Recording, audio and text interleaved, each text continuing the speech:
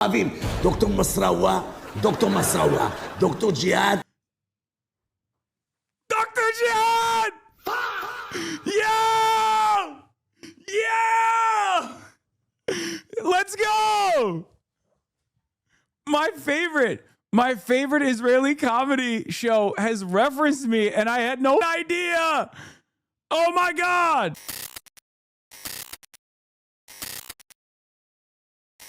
Anyway, all right, let's continue.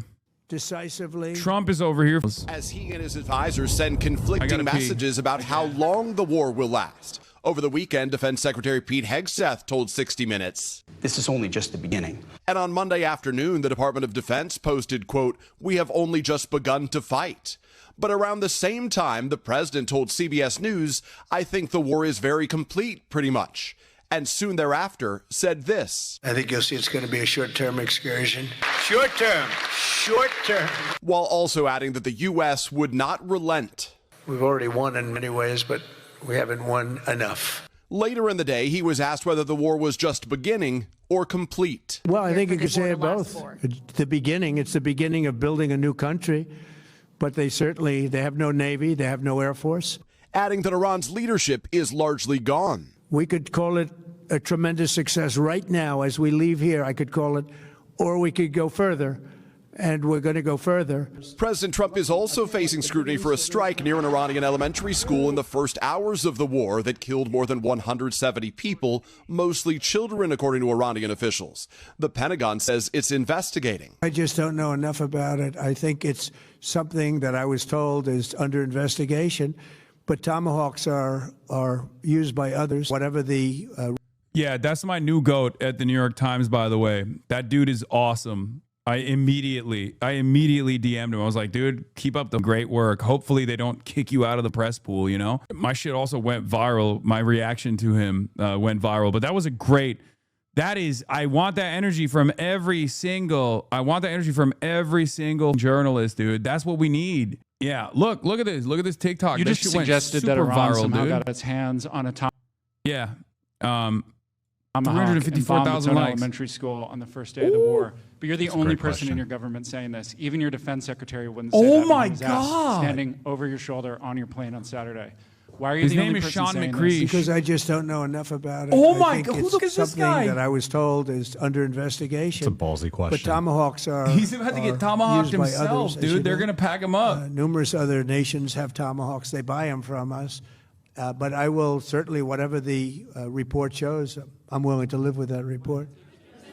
Yeah, please. Oh my God, journalists do that all the time. Oh my God, do that all the time, please. A real shame for all the career reporters that don't ask questions like that, by the way.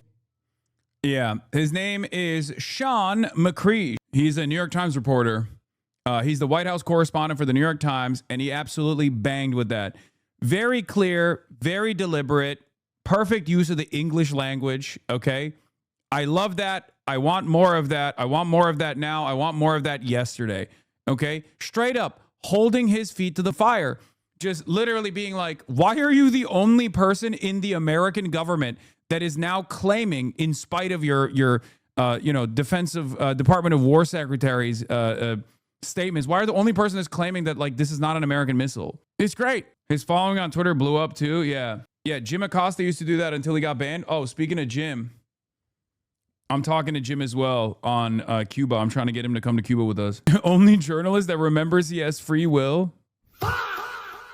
Yeah, he was like, wait a minute, I can do this. I have the microphone. I can just ask the president normal questions instead of just like dumb questions and silly questions. I can ask the president a question that he has to directly answer and not weave out of. Kneecaps going to Cuba? Yeah, I know. I know. I've been working hard. Boys, you expect the CNN person to go with you? CNN is going with us already. Yeah, we have Boy's going. I Did a Thing is going. We have a major, dude.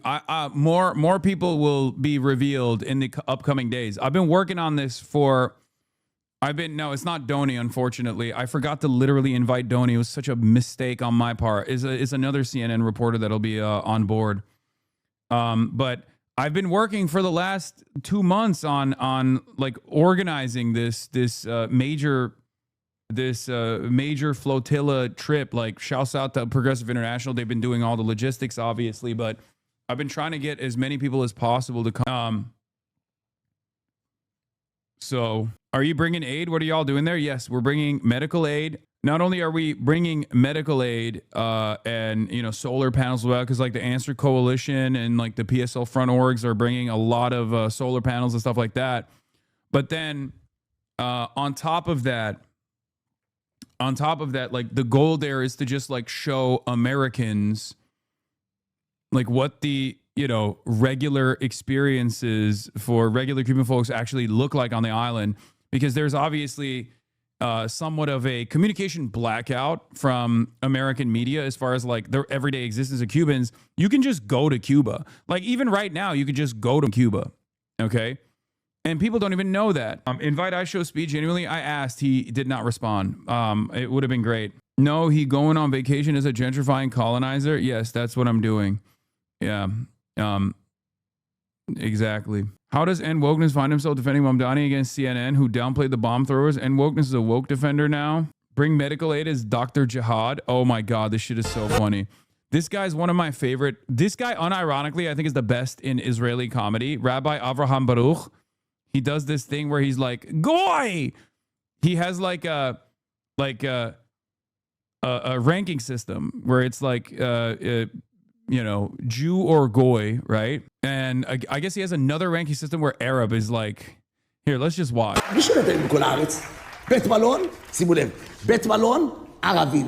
Yeah, he's in Israel and he's saying that he has a new method. Okay, here, I'll just play the original one first so you get a better understanding of who this guy is. Okay, this is like the one that went supernova viral, right? Jew or Goy. ישיבה או לתספורת של גוי של יהודי? גוי. תספורת שוקו-וניל, זה יהודי או גוי? גוי. בלורית, זה תספורת של יהודי או גוי? גוי. מכנסיים, צמודים כמו נקניקיה מסלוסי. זה גוי או יהודי? זה גוי. שתי מקלות של מטאטא של סנוקר הולכות. אדם גנב! אדם גנב! מה יש לך? למה את בוכה? אין לי מושג. Please, this is anti-Semitic. Turn off. I'm being for real. Dude, this is literally the best in comedy in Israel, bar none. Okay? When he freaks out on Barney, it is I'm not even joking when I say I would literally watch this man every day. Okay? I would watch this man every day. This is 1,000 times funnier than Israeli SNL. Israeli SNL is like, oh, Colombia anti-Semity. This, on the other hand, is literally the Jewish memory TV edit. Okay? This is like, you know how like memory TV, which is obviously an Israeli Israeli operation as well, where like it shows some of the craziest like imams and shit, like, but it's also unintentionally funny. Oh, you said I know, lol. I'm joking. I have Zionist family members. Oh yeah. Okay, no, your messages didn't go through because you said Zionist, and obviously we blocked that as a term. Is he ironic or unironic? No, he's unironic. That's what makes it funny. מה יש לך? גרביונים? גרביונים? שמעתי פעם כוכבים, חשבתי רק בשמיים. הם ירדו לגרביונים. משקה חדש יצא. פסיפלורה משוגעת. מטומטם. גימטריה אהבל. יש כאלה צועקים. So this went super viral, I think, like way back in the day in Israel, but it's become viral again. But Rabbi Avraham Baruch also has another metric, okay? So you know how in the West, you know, Jews control the media, Jews control society, all this stuff. In Israel, Rabbi Avraham Baruch has taken the anti-Semitic conspiracy because, I mean, Jews do control the media in Israel, obviously. And he has decided it's actually not Jews that control the media in Israel. It's actually Arabs that control every aspect of society in Israel. This is the reversal of the Jews own Hollywood meme or anti-Semitic conspiracy made specifically for Israel. Let's take a look. מי שולט היום בכל הארץ? בית מלון, שימו לב, בית מלון, ערבים. משטרה, ערבים. מג"ב, ערבים. שב"ס, ערבים. בית מרקחת, ערבים. נהגי מוניות, ערבים. אוטובוסים, ערבים. בית חולים, כל הרופאים, ערבים. דוקטור מסראווה, דוקטור מסראווה. דוקטור ג'יהאד. Dr. Jihad! Yeah! Yeah! Let's go! My favorite Israeli comedy show has referenced me and I had no idea. Oh my God! Arabi. דוקטור ג'יהאד, דוקטור מרווד. המשרד. מה זה, כפר קאסם? That's fucking awesome. That's awesome. When is that from? From what date? I don't know. This is like a newer version of the same show. Yeah. I have a doctorate in jihad. I am Arab and I have doctorate in jihad. It's fucking incredible. Apparently the Arabic at the end says he fucking hates Tel Aviv. Wait, what? Oh wait, is the guy who makes this comedy show like an anti-Zionist or something? Is that why it's so funny? I don't understand. Because I can't tell if this is like, this dude is like being sincere and is like genuinely that fucking racist and oblivious to how racist it is, or if it's like, I don't know. I think it's hilarious though. I love it. This is genuinely, maybe Orthodox and hates the libs in Tel Aviv. I don't know. Isn't this an edit of a real show? Congrats, you've been on Russia and Israeli propaganda. That's true. And I'll be honest, Israeli propaganda is much better. Dr. Jihad Arabi is literally way funnier than being like, oh, Hasan is a gay homosexual streamer who poses in front of cars and paints his nails. He's actually a piece of shit. I saw him doing a chant in Lebanon claiming that the land belongs to him. I mean, yeah, I can't tell if he's like, I can't tell if this is like self-aware, but it does seem like it's a bit made by like definitely a somewhat racist guy. What is this? This guy in the end in Arabic lettering says, I may be an Israeli Jew who makes memes, but I very much hate Tel Aviv with all my heart. Fuck the city. I pay 50 shekels just to park my car. And fuck those people who pay 50 shekels just to drink coffee and read Haaretz newspaper to kill the boredom. I must flee this place ASAP. Racism is better than homophobia, Hassan Piker. Dude, are you kidding me? I have a doctorate in racism. What the fuck are you talking about? I love different variants of racism. We explore the wonderful, colorful mosaic of racism that is racism over there all the fucking time, whether it be in Israel or whether it be in India. I'm not Dr. Jihad. I'm actually Dr. Racist. Like, straight up, I have a PhD in racism. It's fascinating. He literally pointed to all the public services Arabs in Israel do, bus driving, pharmaceutical workers, doctors, etc., and used it for a joke. Seems to me like he's trying to point out that there are good folks in Essential, not the opposite. Though I don't know him at all. Maybe I'm wrong. Oh, wait. One of our Israeli chatters is chiming in. But yeah, I don't think this is like a super popular show or something, but I don't know. Like I can't figure out whether he's being like sincere or whether he's just like memeing. But regardless, it's very funny. It's infinitely funnier than like the angry style of Israeli comedy that you get from like Israeli SNL. Thank you for another immortal quote.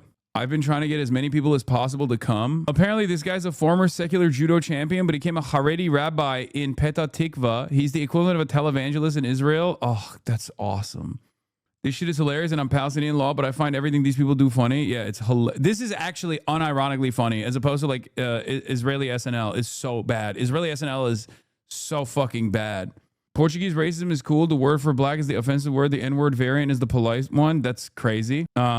Yeah, this is the guy's Twitter, but I don't know. I just don't know why. Like, he might just hate Tel Aviv because everything is expensive or something.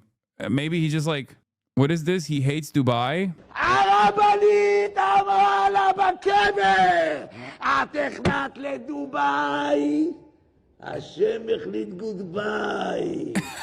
This is like Israeli memory TV, bro. One-way ticket. One-way ticket. No, he is an actual rabbi. He is an actual rabbi. One-way ticket. One-way ticket. אין חזרה, רבותיי. One way. איבוד החוזר! אתה תזכה לעולם שכולו טוב. אנא אדוני יושיענה. מתי? מתי? Israeli Alex Jones? I mean, maybe. Anyway, I fucking love this guy, man. Hey, this guy is now my favorite and possibly only Israeli comedy that has ever made me laugh. Yeah, it's fucking awesome. Speaking of news, we just had that like brief sidestep there for a moment, but getting back to American imperial collapse. Trump advisor privately urging him to seek an exit ramp from the Iran war, citing concerns about spiking oil prices and potential political backlash. Things are not going good, folks. Revolutionary Guard spokesman to Al Jazeera says no American ship will dare approach the Sea of Oman, the Gulf waters, or the Strait of Hormuz. Things are. I thought this was victory was imminent, but it turns out Yankee Empire is not. It doesn't have the same fucking motion that it once did. Report shows I'm willing to live with that report. But experts say the U.S. is the only military in the war that uses Tomahawk missiles, and say it is likely an American Tomahawk missile hit the area near the school. The president yesterday also very conscious of the economic impact of the war, with oil prices climbing after restrictions in the key Strait of Hormuz, though the markets rallied last night. We're also focused on keeping energy and oil flowing to the world. Overnight, responding to the president's comments, Iran threatening to stop the flow of oil if attacks continue. The president later posting that if Iran's leaders did so, quote, death, fire, and fury will rain upon them. And amid reports that Russia is providing intelligence to help Iran target U.S. forces in the region, President Trump said Monday that he had a good call with Russian President Vladimir Putin, urging Putin to help end the war in Ukraine. And in the fighting in the Middle East, the president said Putin wants to be, in his words, quote, very constructive. Craig. Peter Alexander from the White House. Peter, thank you. Hey, thanks for watching. And don't forget, you can catch the Today Show every morning on NBC or take Today. Let's take a closer look at the comments issued by Iran's Revolutionary Guard to President Trump's comments on the war ending soon. The statement says our hands are open to expanding the war. Security will be for all and insecurity for all. We are the ones who will determine the end of the war. The statement goes on to say the regional equations and the future situation of the region. And the Venezuela comp is a common one, but the Yemen one is also a noteworthy lesson in Trumpian policy. Yeah, the Israeli goal of each round has not necessarily been to finish off Iran, but to keep the option open for the next round. Conversely, the Iranian goal is not just to survive, but to ensure that there won't be a next round. There's a lot of attention to Trump's lessons from the Venezuelan campaign, which is that some enemies crumble at the first punch, and less to his lesson on the Yemeni campaign, which is that you can just taco when it starts to drag on. The problem here, however, is that Trump's capabilities of pulling out in Yemen is not as dependent on like Israeli goals, because Yemen can reach Israel, but it's not as significant of a threat as Iran, right? Iran is the main prize, because if Iran falls, then Yemen is easier to deal with. That's the reason why he can't pull out of Iran, not because he doesn't want to pull out. If it was up to him, I think he would look for. I think he could look for an alternative off ramp here and just try to find like a modest W for himself, to just like pat himself on the back, to be like, oh, well, we severely diminished their capabilities, blah, blah, blah, all this shit. And maybe even like pull out of the Gulf, right? And turn around and say that they pulled out of the Gulf because they wanted to, because like the Gulf partners are unreliable, something along those lines, right? Like there's always propaganda that the administration can deploy when they're leaning into the demands being made by Iran, because Iran's goals here are not like the complete destruction of Israel, right? Like that's not going to happen. Let's be real. America has a fuck ton of they still have room to grow in the escalation ladder. They can still hit the nuclear option, for example. That's always, especially for Israel, that's most likely what the outcome would be before they allowed Iran to like destroy Tel Aviv, right? So Iran is aware of that. The reason why I'm bringing up Yemen versus Iran here, however, is that America can pull out of Yemen because Yemen is not as severe of a threat to Israel, but Iran is a severe threat to Israel's existence, right? And therefore, it's Israel that controls this bout. Israel is the one that's, calling the shots. Israel is the one that's saying, we're going to escalate. We're going to shoot the oil refineries. We're going to blow up desalination plants, or we're going to tell America to blow up desalination plants, and they'll blow up the desalination plants, right? Like, so the real way to get out of this for Trump is to cut Netanyahu out, is to, for the first time since the Obama administration, to tell Israel to fucking stand down. American presidents used to do that all the time. It's very common practice, as a matter of fact. Virtually every American president has done so, both privately and also publicly. Trump 1 changed that. Trump 1 absolutely gave Israel the reins of our MENA policy, right? This is something that I bring up all the time. We just stopped saying no to Israel. Completely stopped saying no to Israel. Ronald Reagan had done so. George H.W. Bush had done so. George W. Bush, and even Biden in 2021 had at a certain point told Israel, enough, stand down. Now, that was a little bit different, obviously. That was not a post-October 7th situation. That was more so just, telling Israel to cut the mowing the lawn operations short. The reason why I'm mentioning this is because Donald Trump has never told Israel to stand down. Like, you can maybe point to the end of the 12-day war where he told the jets to turn back around, but that was because they didn't have enough munitions to defend Israel, right? And now we're in this long-standing quagmire, an imminent gas crisis, an imminent energy crisis all around the fucking world, right? And there is a lot of political pressure at the domestic level for Donald Trump. Dr. Jihad, thank you. Arab. Dr. Jihad. Goy. I'm a double major in racism and jihad, okay? But as I was saying, Trump cannot simply pull out of Iran. He can't find an off-ramp to pull out of Iran for 2 reasons. 1, because Iran is currently punishing the American assets in the region, right? Iran is showing the rest of the world and all the foreign adversaries that America is a little bit of a paper tiger. And in order to restore confidence in American imperialism and American military might, Donald Trump can't just chicken out of this, and he can't just pull out of this, right? Because there will be devastating consequences. That, stop sending me Scott Ritter analysis, please. Oh my fucking God. Oh my fucking God. Stop. Fucking cranks in this goddamn community. Jesus Christ, dude.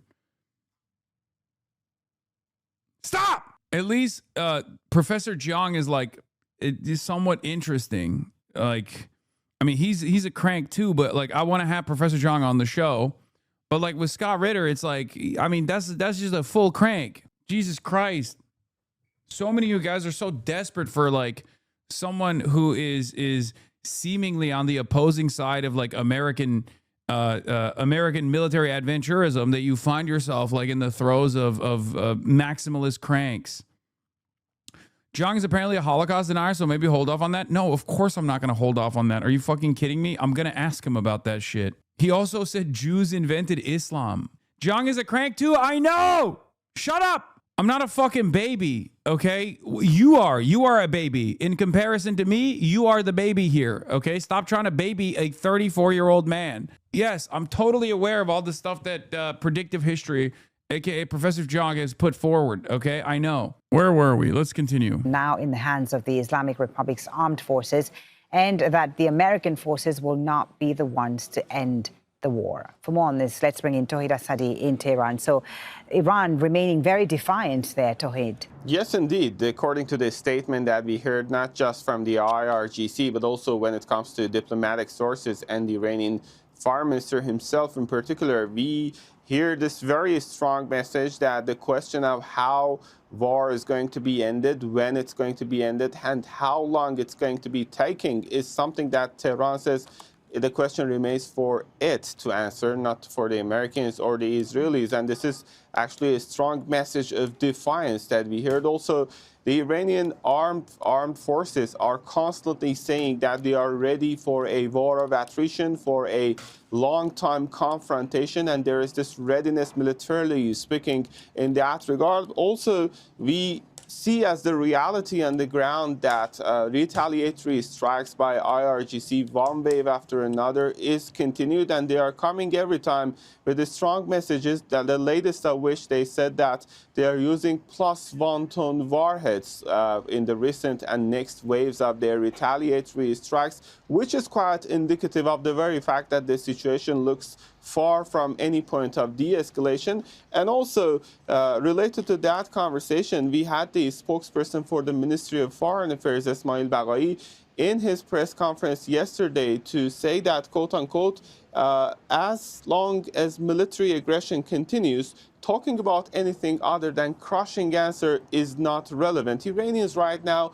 we hear from different officials in Tehran, including the Supreme National Security Council, including the foreign minister, a spokesperson for the foreign ministry, the Iranian president. They're all saying that right now, as long as the aggressions, the attacks continue, talking about any negotiation or ceasefire is not going to be on the agenda. So they have sort of conditioned any potential de-escalation to halting of these strikes, which we have been witnessing up until the moment. All right. A lot of you literally see some videos of people saying things that you agree with and instantly assume that these guys have always been fucking valid, have always provided sound analysis. Okay? It's very frustrating. Like, exercise a little bit of fucking discipline in your media diet. Like, this is how you fall for the likes of Jimmy Dore. This is how you fall for the likes of fucking Tucker Carlson. This is how you fall for the likes of, like sometimes people have different reasons for why they are saying things that are that come across as agreeable to you, okay? Sometimes people are fucking, doesn't Al Jazeera provide pretty consistent analysis? Yes, I'm not talking about Al Jazeera. I'm talking about Predictive History, Scott Ritter, Jimmy Dore, and you know, who else? I mean, Tucker Carlson's another one. Candace Owens does this to a certain degree when it comes to Israel-related shit. Even fucking Nick Fuentes. Like, you have to look at the things that these people believe, okay? You can't just like lean into one crank take that they have and assume that they know what the fuck they're talking about, okay? Being jealous of Jiang is so low. Wait, no, Dr. Jiang is so good. Lamau, you're so jealous. Oh my fucking God. I literally want to have him on the stream, okay? He just has a lot of, in a sea of like very good takes, right? In a sea of very good takes, he has a lot of nutty takes, okay? He can be very insightful. And then sometimes you hear some shit where you're like, oh my God, he's out of his fucking mind. Also, he's not a doctor, I don't think. He's not a professor. I am a professor of jihad, a doctor of jihad. He is not a real doctor, I don't think. He's an English teacher in high school. Like, Dr. Jiang literally just did a Richard Spencer stream, okay? Bro, this community would literally end up fighting for Turtle Island. I know, there are people that are just tuning in because they're looking for someone to cut through the noise, that someone that's just not fucking selling them on a lie about American imperialism being mighty. And then they come in here and they're listening to what I have to say and they're like, oh my God, you must be in agreement with like a lot of these other cranks. You must be in agreement with like everything else that they're saying. And no, like I have a very specific set of values that I very openly talk about all the time. Like, if you're going to miss me when you start talking about like Illuminati and shit, you know what I mean? Like, that's not something that I am going to be on board with. I thought Jiang was a Harvard professor. No, he's not. What the fuck? No, he's a English teacher, I think in like Beijing high school or something. Yeah, he's a big like free society or Freemason secret society guy. But I want to explore it. I want to explore what he has to say.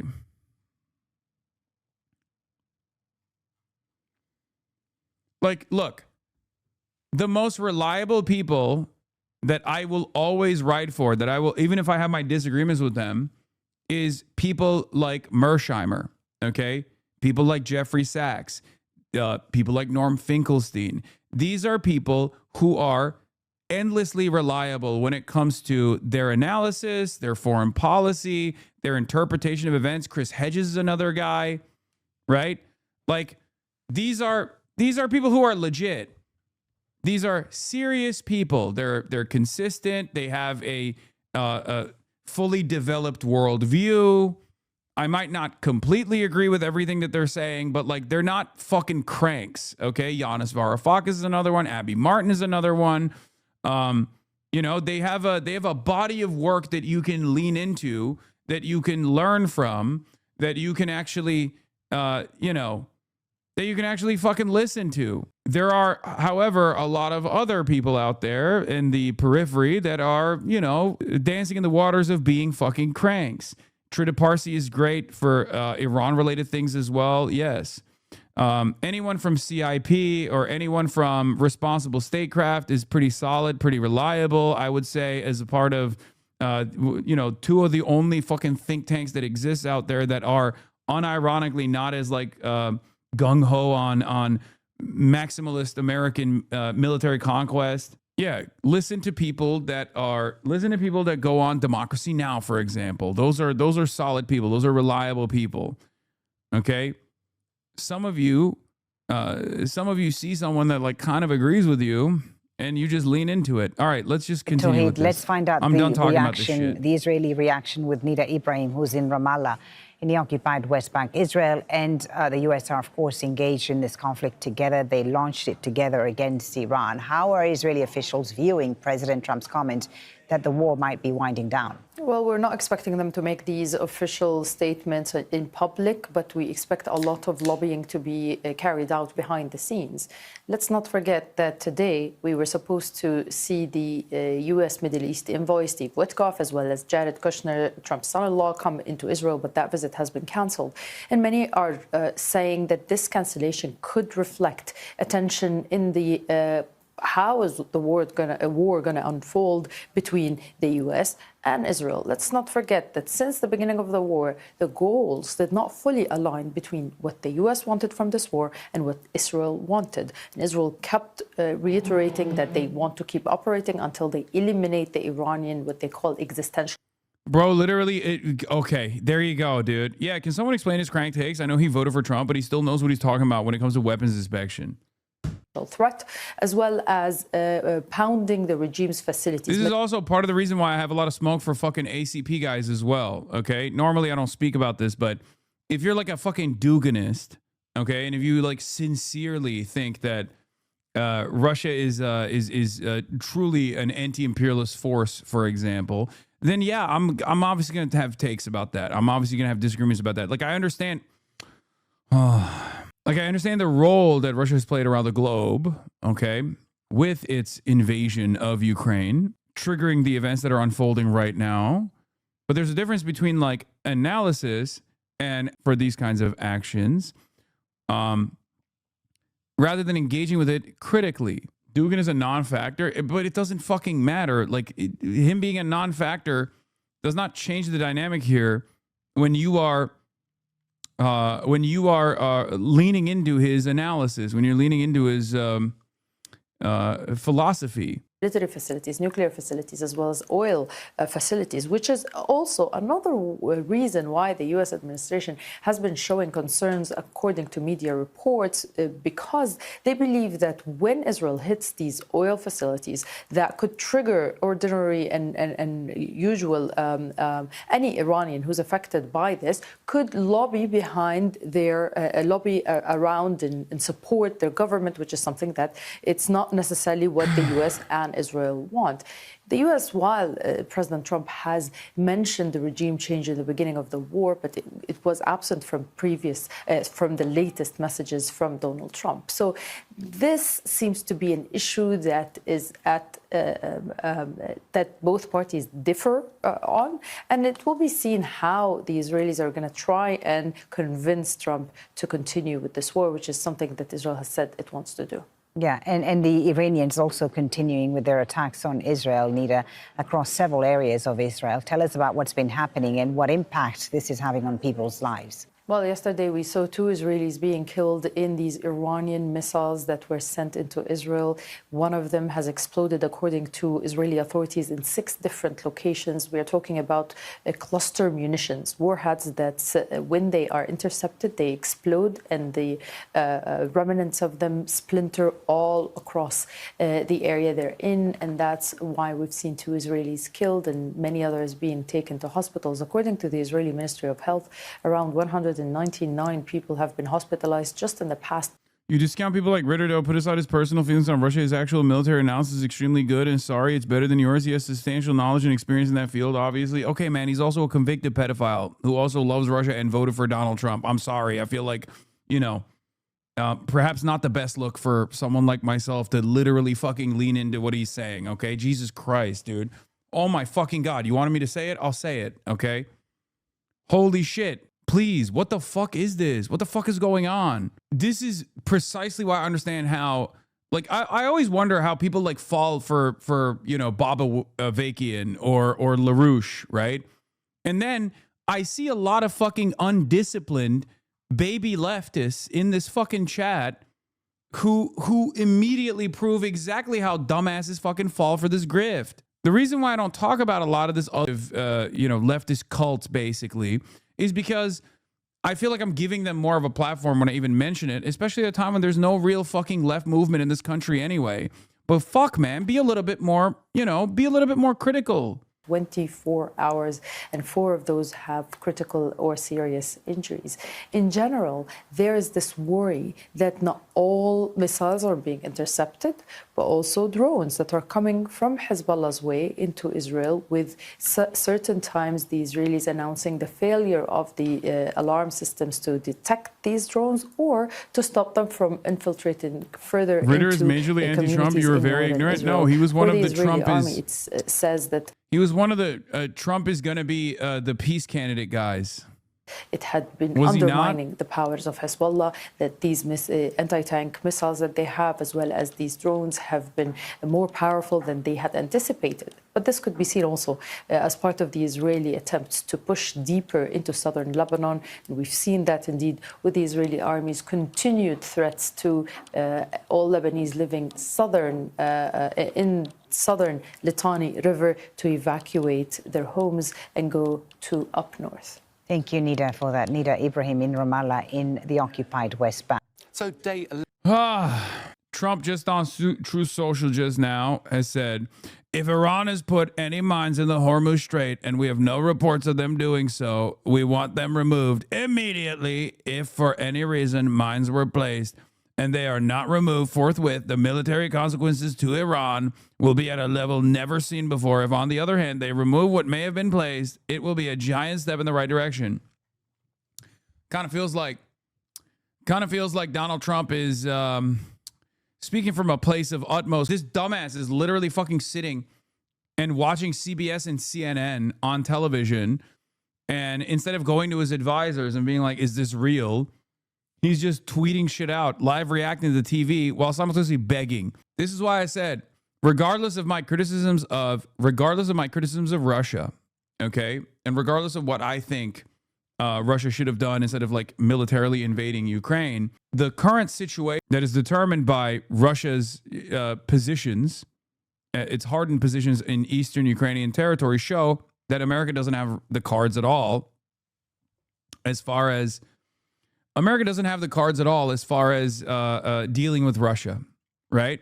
And that played a major, that struck a major blow at the power that Western countries had in terms of like maintaining this global order, being the world police, doing whatever the fuck they want to, whatever the fuck they want to anywhere around the world. Like they could no longer engage in a serious proxy battle against Russia that would destroy the Russian military and cause them to fucking back away. And the same thing is happening here as well. This is blow after blow to Western empire. Yeah, here, this is Scott Ritter, Tulsi Gabbard, and the Trump Revolution. Not sure why Scott Ritter is so optimistic about the Trump foreign policy team. This piece ignores Trump's neocon picks and focuses instead on Trump's stated commitments to be anti-war. No one gives a fuck in the global south about that. Their output is good for the world. I know. That's partially why I've always talked about how like the third worldist position unironically is pro-Russia and pro-Palestine. And a lot of people in the first world don't understand why. And I've tried to explain exactly why a lot of guys that live in developing nations don't give a fuck about Russia invading Ukraine militarily. And people get mad at me and they think, oh, well, how dare you say that? Ukrainians are suffering. I understand that. Okay. But if you're living in like Burkina Faso, okay, you don't give a fuck. You're like, okay, fuck America, fuck France, like fuck the Western world. Russia is the only country terribly opposed the Western powers. That's the way they see it. That's their analysis. That's their interpretation. Okay, that's it. Ritter was wrong about Tulsi and you were wrong about Russia. If you put the same level of weight into being wrong about Tulsi Gabbard in 2024 to me literally leaning into on the ground reports from the Ukrainian side and also an analysis that once again it clearly laid out how dramatic of a misstep this would be for Russia to invade Ukraine militarily. If you find that there is like similar weight on both of these interpretations, you are fucking delusional. Okay, that is crazy. That is literally fucking nutty. You're talking about 2024. I clocked Tulsi Gabbard as a fucking crank in like 2016. I clocked Tulsi Gabbard as a fucking crank when even Kyle was like riding for Tulsi Gabbard. Go back and watch our conversations from like 2018, 2019, and you will hear me say, Tulsi Gabbard's a fucking crank. Jimmy Dore's a fucking crank. You guys are stupid for believing these people. It was the most obvious thing. This is not the same as assuming that Russia wouldn't be wild enough to fucking invade Ukraine militarily, a country with 40 million people whose entire nationalist project is quite literally designed around not being Russian. Anyway, people's opinions change with new info. Don't you think that there was plenty of information in November 2024 to indicate that Tulsi Gabbard was not anti-war at all? This is after she participated in psychological operations in Africa for like a year. Don't you think? And she has never shied away from her Islamophobia in general. Don't you feel like that's a clear indication that she was not an anti-imperialist pick at all, an anti-imperialist choice at all? She was literally a fucking CIA agent. What the hell's wrong with you? Shut up. There's not new information at that point. If you're saying that in November 2024, you're delusional. And I'm going to obviously mistrust your analysis. 11 of the Iranian war. U.S. military dominance continues, with the U.S. claiming they've conducted over 5,000 target strikes since the start of the war. Even Defense Secretary Pete Hegseth has claimed that today Iran has fired the fewest missiles across. I'm asking how you knew Tulsi was a crank back in whenever you said like 2017, just her voting record or nah? No, her sentiment about Islam, dangers of Islam. A lot of people thought Tulsi Gabbard was anti-war, anti-imperialist because she was like pro-Bashar al-Assad. There's no other way to put it. She literally was communicating as though she was pro-Bashar al-Assad. She literally went to Syria. She hung out with Assad. A lot of people thought, oh, she's like anti-interventionist. She's anti-interventionist for that reason. No, the reason pro-Assad was because she was insanely Islamophobic. She openly said that she doesn't want to engage in unnecessary interventions. Whenever someone says that, Glenn Greenwald does that every now and then too, but not as much right now. Glenn Greenwald's analysis is a lot more sound nowadays, even though he also was the Trump is the anti-war candidate as opposed to the Democrats guy. Okay. But even before she like fully leaned into Donald the Dove nonsense, her close ties to BJP and Hindutva fascists and her unimaginably maximalist anti-Islamist position, anti-Islam position, not anti-Islamist position, caused me to obviously identify her as a crank and someone who was not sincere about presenting herself as a fucking anti-war pig. She literally had no issue with drone warfare. She talked about how she loves drone warfare and how we should actually do more drone warfare, as a matter of fact. By 2024, she had already participated in psychological operations in Africa, in the African continent regardless. So at that point, you definitely knew that she was an agent of empire. So it's even beyond that point. Like it's past the point of her becoming an associate with Donald Trump and basically like switching sides. It's ridiculous. It's ridiculous at that point to still think like she's actually anti-war. You're out of your mind. Anyway, let's continue. At America since the start of the war, and by contrast, it's been the busiest day for America targeting Iran, which has led to President Trump. Democrats aren't anti-war either. The fuck? When have I said the Democrats are not? The Democrats are not pro-war. I understand that. My assessment on this is if you don't have the same level of smoke for both fucking parties, it's not crazy for me to assume that you're kind of on board with one of the two parties.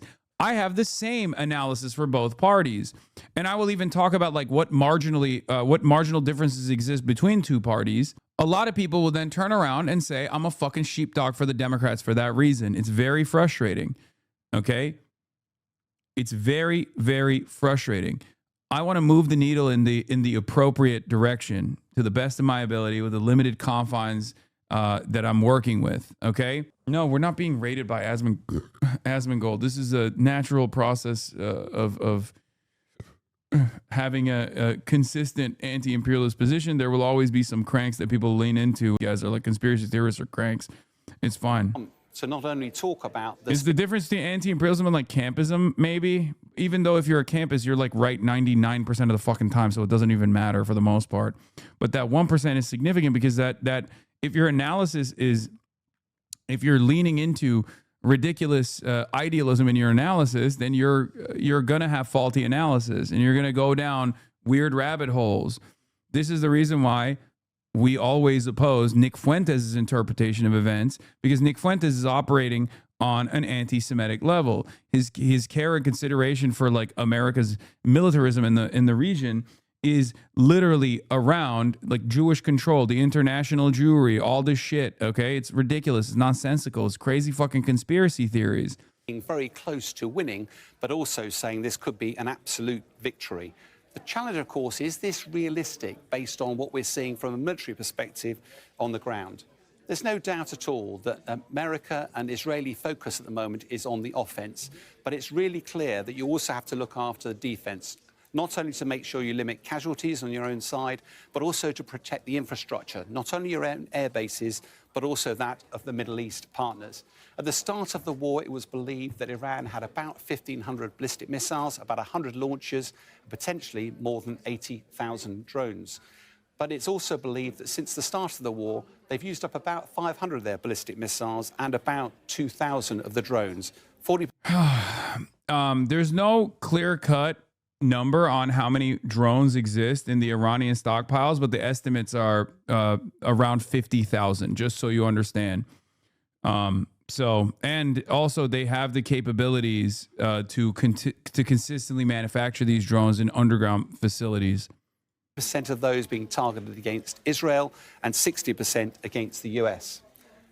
So what is the US doing about this? Well, the US has some very, very capable missiles. These are the main three. Well, most of us will have heard of the Patriot missile system. It's used very widely across Europe, but also in Ukraine. Large stocks of the missile, it's about 4 million a time and a pretty significant production rate each year. But I draw your attention to the SM-3, the Aegis SM-3, 28 million pounds a time and very, very low production rate. If you look overall, the total number of missiles here is about 2,000 missiles. Worth remembering that with Patriot, you normally fire 2 missiles because they don't have 100% probability of kill. And therefore, although these replacements looks a big number, the harsh reality, that's about 17 a week. America is using far more than that, so it cannot keep pace with the utilization rate. And even allowing for American companies, defense companies, saying they'll quadruple production, there's no chance of them keeping pace with demand. By contrast, if we look at the Shahed drones, which is the centerpiece of the Iranians, 80,000, probably more than that available. But look at the cost. I thought it was like 50,000. Shit. Western News is saying 80,000. That's crazy. The production. The cost is about 1% of the cost of the missiles going up against them. And they can produce these things over 100 times faster than America can actually produce their own missiles. Remember, it's because Iran is producing out of necessity. America is producing for capitalism. That's why there is a major difference in the cost. Okay? If your goal is to make money for your defense contractors, you're not going to have a lean operation. You're not going to have an efficient operation. You don't give a fuck about doing any of those things because you care about burning American money. You care about the unlimited funds that you can get from the Pentagon. Okay? This creates a unique opportunity for smaller countries or smaller economies that have been strangled by American imperialism, to be able to produce results in a war of attrition that are unbelievable. Okay? The challenge, of course, for these missiles is pretty clear.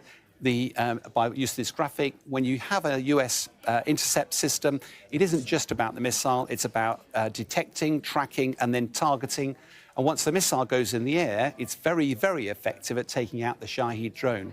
The challenge, of course, though, is that when it hits it, the debris will often fall and often causes a lot of damage on the ground. The harsh reality here is that although the United States is a major military superpower, it's using its dominance in the air and in space to deliver dominant effects. Iran is able to combat American quality with quantity. And unless the US finds a way of dealing with these huge number of Shahed drones, whether in storage or on launchers, it's going to be very difficult for President Trump to claim absolute victory. On day 10 of Operation Epic Fury, we are winning with an overwhelming and unrelenting focus on our objectives. What are those objectives? It changes on a day-to-day basis, you know? Sometimes it's regime change. Other times it's like demanding that Iran back down. Other times it's flexing about how we blew up like a naval asset off the coast of Sri Lanka. Every day there's a new victory, okay? Operation APAC Fury, Operation Epstein's Fury, fantastic results. We're winning so greatly. Mr. President, they're saying, please, we are winning too hard. We must not win any longer. And I say, no, we're going to keep winning. You know, that sort of thing. Which are the same as the day I gave my first briefing here on Operation Epic Fury. They're straightforward, and we are executing them with ruthless precision. 1, destroy their missile stockpiles, their missile launchers, and their defense industrial base. Missiles and their ability to make them. 2, destroy their navy. And 3, permanently deny Iran nuclear weapons forever. It's a laser-focused, maximum authority mission delivered with overwhelming and unrelenting precision. No hesitation, no half measures. As President Trump declared yesterday, we're crushing the enemy in an overwhelming display of technical skill and military force. We will not relent until the enemy is totally and decisively defeated. But we do so on our timeline and at our choosing. For example, they're trying to responder data to make it look like the Strait of Hormuz is open, possibly to manipulate oil prices. Yeah, I don't know what this navigation interference looks like. Like, I don't know what the purpose of this navigation interference is. I don't know if it's to like distort the Iranian side's capabilities, disrupt their capabilities of like intercepting tankers that may try to cross, or if it's just to like manipulate the energy markets by creating this reality, this fake reality that you know, ships are actually passing through. I don't know what the goal there is, but there's one thing you can't lie about, which is, are tankers fucking crossing or not? Sayed Abbas Arakshi says U.S. officials are posting fake news to manipulate markets. It won't protect them from the inflationary tsunami they've imposed on Americans. Markets are facing the biggest shortfall in history, bigger than Arab oil embargo, Iran's Islamic Revolution, and Kuwait invasion combined. As far as I understand, the ships that have actually passed through the Strait of Hormuz are ships that have Chinese allegiances, like wearing the Chinese flag, or are sending the existing supply to China. And even then, it's like very limited. I don't know if it's I don't know if I mean, I don't know. I don't know what's going on. I'll be honest. I have no fucking clue. I don't know if like ships are actually passing or not, but the American side doesn't seem to be saying that the ships are fucking passing. American media official, the ship's owners have said that the U.S. Navy contacted us and told us not to pass through the Strait of Hormuz because there's no coordination capability. The U.S. actions are very much a publicity stunt.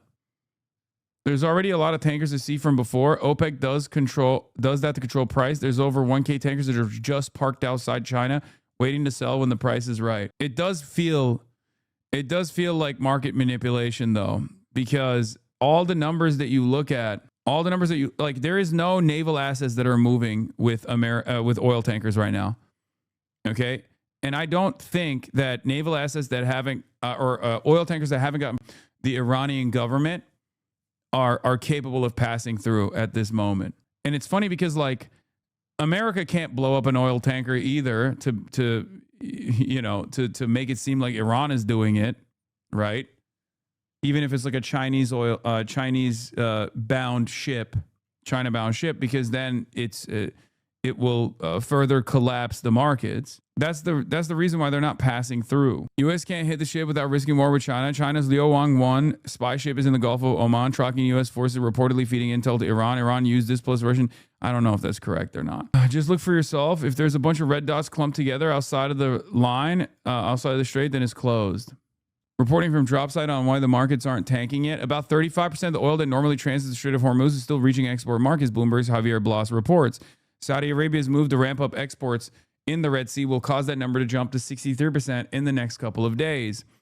This story finally explains why the markets are calm. The Saudis are shipping oil through other channels Iran doesn't control. They have pipelines. I don't know how effective that is, but so Saudi Arabia did build some pipelines to transport the oil to the Red Sea side.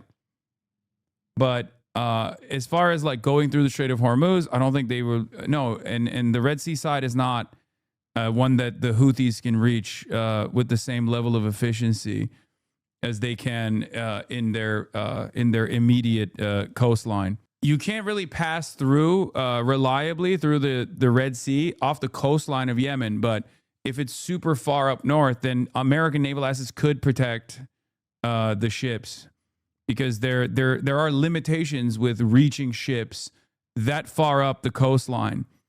Like the Houthis don't have the same capabilities that Iran has in controlling the Strait of Hormuz. If you look at a map, okay, let's see, like Red Sea pipeline map. Here you go. So here, this is one option that they have, right? So they've built some pipelines. It'll be difficult to transport to these pipelines regardless, but Yemen is here, okay? This is the area that they can absolutely fucking dominate. All right? This is the area that they dominate. This is a choke point for Iran. This is a choke point for Yemen, okay? And Yemen has the capabilities of striking ships in this vicinity, okay? But they don't have the capabilities or have the same reliability when it comes to striking ships here. So they can't effectively control this because it's outside of their reach. So if you put like American naval assets here, they can do a much better job of reliably protecting oil tankers that pick up the barrels of oil that is transported through the East-West pipeline that can then go up the Suez Canal. Okay. This is how you can avoid the Strait of Hormuz. But obviously, the easiest route here would be, considering that this is where all the fucking oil and gas is, the easiest, and all the refineries are, the easiest route would obviously be to load them on the fucking tankers and take them through the Strait of Hormuz. You understand? I don't know how reliably you can target the pipelines. Like, I don't know how reliably Iran or the Houthis could target the pipelines and to disrupt this transition if they chose to do so. Yeah. Now, obviously, there are issues with the pipeline as well. It's more expensive. There's more transportation costs here, too, because they're not, there's a lot of oil refiners in this entire area that you still need to deliver to the East-West pipeline. But I guess like Saudi Arabia's own refineries are directly connected, so they can activate this. And that obviously will add some, that's a logistical hurdle. It's going to add some time to reliably start this process. So for a lot of people, because they're min-maxing. This is what capitalists do. They min-max. They're still choosing to wait it out with the hopes that like Trump will de-escalate and pull out, and then the Strait of Hormuz will be open once again, rather than lean into this pipeline. If the Strait was so avoidable, I feel like they would have done it already. It still really doesn't make sense. Yeah, it's just much more cost effective because everything is right there. And if you noticed, given Iranian striking capabilities, this area is also directly within the crosshairs of Iran. Like all of the oil refineries that happen to be right off the coastline of the Persian Gulf are super, super easy to fucking target if Iran chose to do so. That is why I have said that that's like their nuclear option, right? This is like the maximalist position that they can arrive at, where they just like start melting the fucking refineries.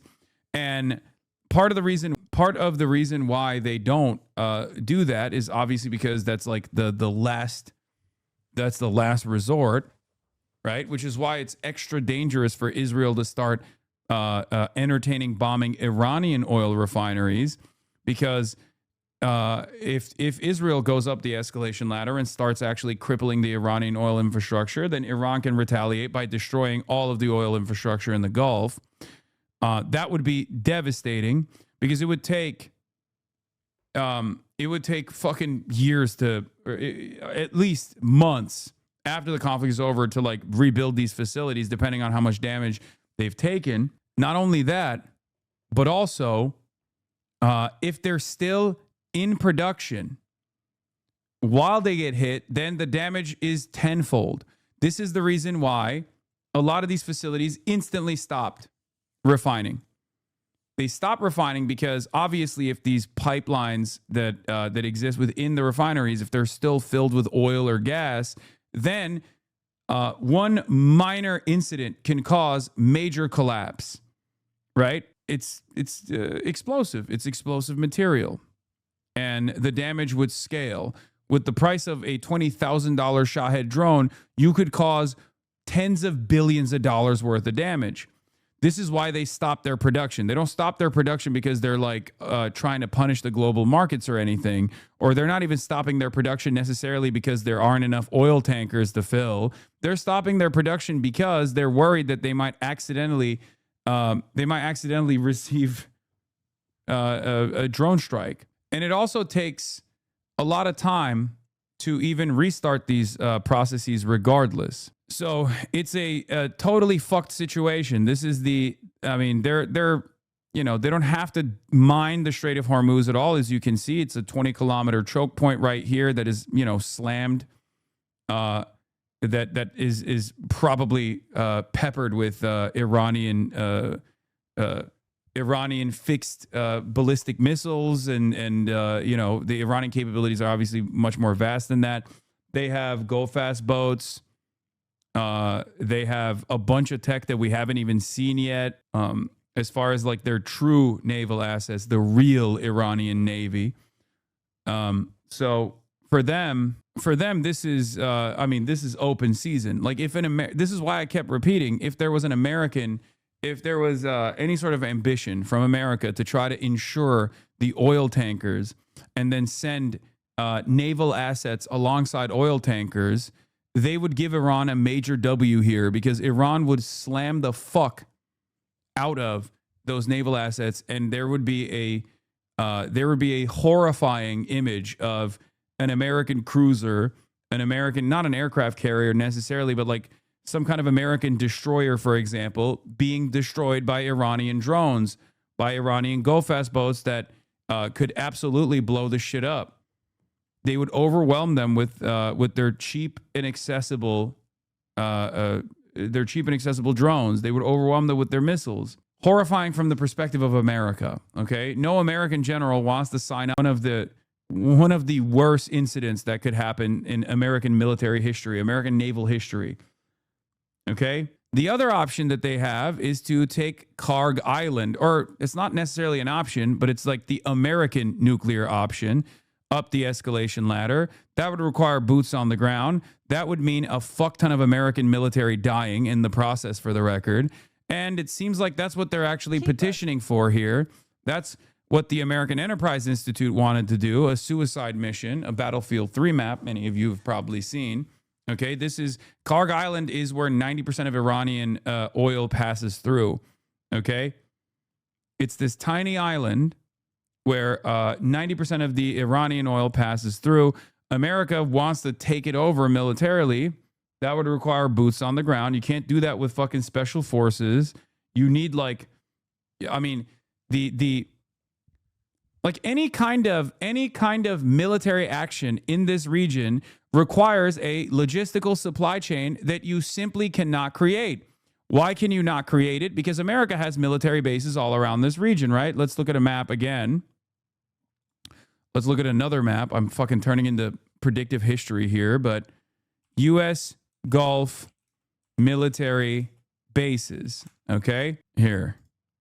These are some of the U.S. Gulf military facilities in the Middle East.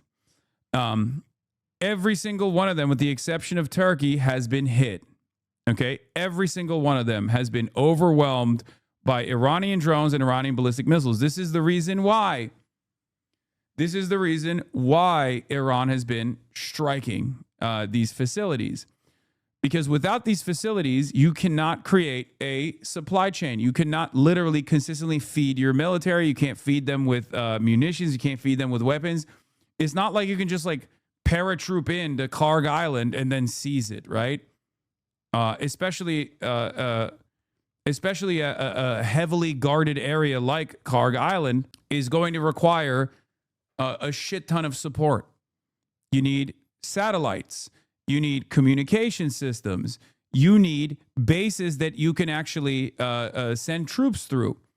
You can't do that right now if Iran has shown that, you know, they have the capability of cratering fucking American military bases, as they have done so in Bahrain. You can't really do that if Iran is straight up destroying a lot of these facilities for the past 9 days. It's going to be a lot more difficult. It is going to be a lot more difficult to, who remembers the Battlefield 3 map, the Karg Island resembling Iran's seaport for oil exports? Crazy that we might actually see strikes on it a decade in real life. In the real world, and this was a major issue for Russia as well, in the real world, when you have a steady military operation with boots on the ground, you need to constantly refuel those boots. You need to give them, you need to send in munitions. You need to send in additional troops if necessary. You need to send them weapons. You need to send them food.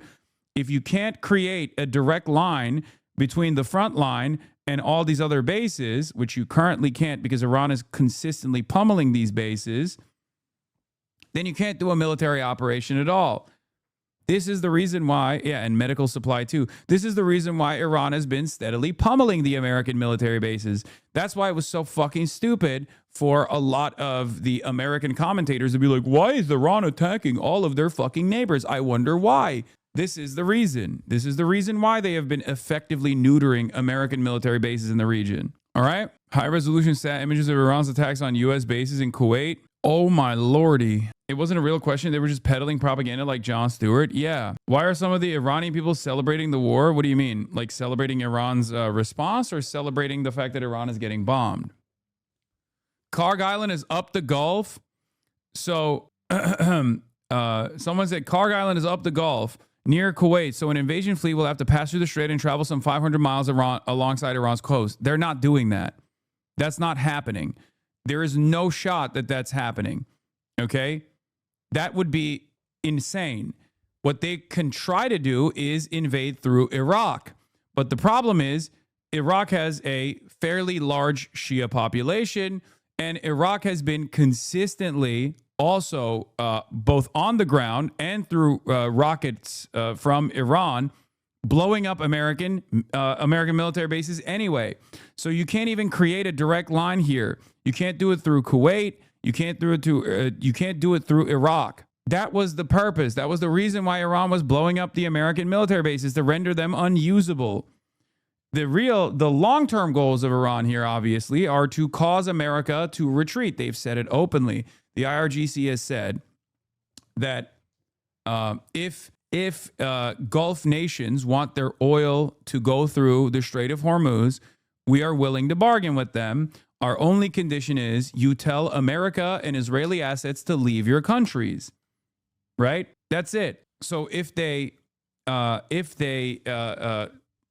say yes, which, you know, for the time being, they're not going to do that, obviously. But if they were to say yes to that, if they were to agree to that, and you know, pull their troops out, and completely leave those bases unguarded, then Iran would allow safe passage for their oil tankers, for their gas tankers. Yeah, I heard from Colonel Wilkerson that Kuwait base was very important for Iran. Yes, the Kuwait base is also very important. It's the one that is like directly across from Karg Island. Kuwait is important and Iraq is very important. But Iraq, I think, has like larger bases than Kuwait, if I'm not mistaken.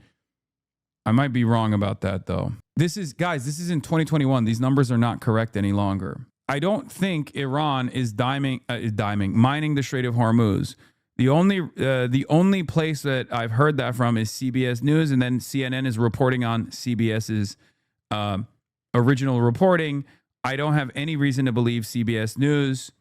Okay, I don't have any reason to believe CBS News at all. CBS News is Israel News, and CNN is increasingly becoming Israel News as well. So until I see some real news, until I see something real, something that's tangible, something that I can fucking look at, or reporting from a more reliable outlet, I don't believe in the mining of the Strait of Hormuz, especially considering that you don't have to mine the Strait of Hormuz to shut off the Strait of Hormuz. It's very clear. The last couple of days proves this reality. I am pleased to report that within the last few hours, we have hit and completely destroyed 10 inactive mine-laying boats and or ships with more to follow. President Donald J. Trump. Yeah, I think that there are... Okay. Maybe they did do that. And we'll see if they actually did that. By the way, they said inactive. So clearly they weren't, I guess, mining. But if they did actually do that, we'll see. However, this also calls into question the previous reporting from the American side. I thought their naval assets were destroyed. That's number one. Turns out it wasn't, as we know. Number two, I think they're faking it. I think they're just straight up saying, oh, they were going to mine it, but we stopped it from happening by blowing up their mining operations just so they can lean into any fucking discernible W they possibly can lean into. We shall find out soon enough if that is the case. Okay? Brian Kilmeade says that he would love for America to take Karg Island. But we don't want that kind of disruption for our own citizens. We want our families to I would love to see him take Karg Island, that oil island. He'd be just like Venezuela. We control their oil. 90% of their oil goes to this little island. It's not just like Venezuela, you fucking idiot, because in Venezuela, you did not have a serious military defense mounting against your troops. It was clear that there was some kind of side deal that was cut ahead of time, you know, an early retirement for Maduro. Maybe even Maduro falling on his own sword in an effort to save the Venezuelan population. That's probably the most charitable estimation of events. The least charitable one would be Delcy Rodriguez fucking cooked them. Okay? Venezuela looked at the situation and realized they don't have the capabilities of defending the country. Iran is very different than Venezuela. Trying to go after Karg Island is not going to look like a Battlefield 3 mission. Okay? Trying to go after Karg Island is going to be a suicide mission for the reasons that I just mentioned earlier. Because there is no supply line that you can set up effectively. It is so fucking stupid. The president talked about it in a 1988 interview, and I think he should grab it. Wouldn't that portend stability? Says a man who never even heard of Karg Island a few weeks ago, but somehow he thinks he's entitled to its oil. Yeah. Can Iran mine the Strait and also at the same time allow Chinese boats to go through it? No, they can't. That's part of the reason why I don't think they're mining the Strait of Hormuz. That's why I don't think they're mining the Strait of Hormuz, because I think that they want to have leverage. Like they want to be able to bargain with the closure of the Strait of Hormuz. Okay? It's a good threat to have, and they have the capabilities of doing it, but they're probably not going to do it for the time being because they want to be able to go up the escalation ladder. U.S. forces have destroyed 10 mine-laying boats in and around the Persian Gulf and the Strait of Hormuz. Yeah, either they found and like domed some assets that weren't working, or they just, they're just lying. I'm sorry, but can you explain what you mean by mine? Like sea mines, dude. What the fuck? Like, those big things with like pointy things coming out of it. I don't know what the modern version looks like, but mines. They go boom when you come near it. They're magnetic. They're floating. And when a ship comes near it, it automatically attaches to the ship and explodes. Okay? I suspect that like the modern version of the mines that Iran has are probably a little bit more advanced than that. By the way, this is what they mean when they mean mine-laying boats. Yeah, Iran has begun laying a few dozen mines in the Strait of Hormuz. According to two people familiar with the U.S. intelligence reporting on the issue, Iran still retains upwards of 80 to 90% of its small boats and mine layers. One of the sources said, I don't think this is reliable intel anyway. But yeah, they're like, that's different. That one is legit. Okay. This is one of their boats that unironically deploys smaller go-fast boats. Okay. Like, and drones as well. I don't know if this is a real video or if it's AI or not. It's probably a real video. That's one of their real fucking boats, though. That's like a real catamaran that has like capabilities of deploying submarines, like or what is it, unmanned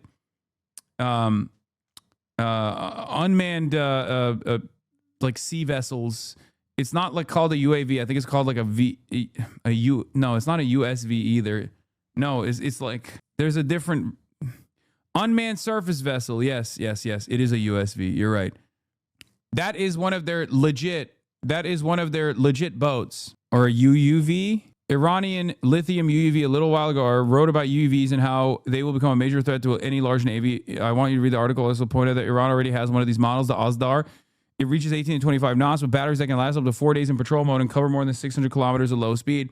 It's not Iran's ships that keep the Strait of Hormuz closed. It's a highly modern asymmetrical arsenal of UUVs, USVs, and UAVs, and anti-ship missiles and go-fast boats armed with missiles.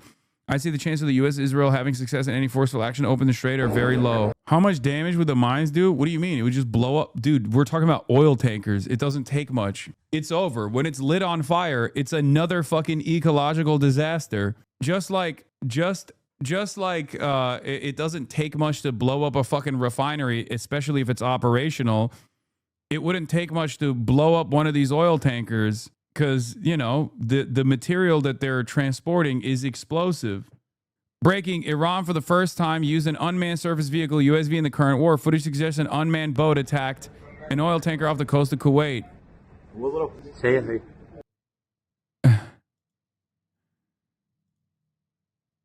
There you go. Sounds similar to the Millennium Challenge. Oh my gosh. Ironically, the Millennium Challenge took place in 2002. So the Iranian capabilities were severely limited at the time, and yet the American admiral that was supposed to be commanding the Iranian naval fleet still utilized very similar tactics. This time around, however, you don't even need to actually put fucking like dudes running the go-fast boats and engaging in like suicide missions. You can literally have drones do it for you. It's much more precise. It's much faster.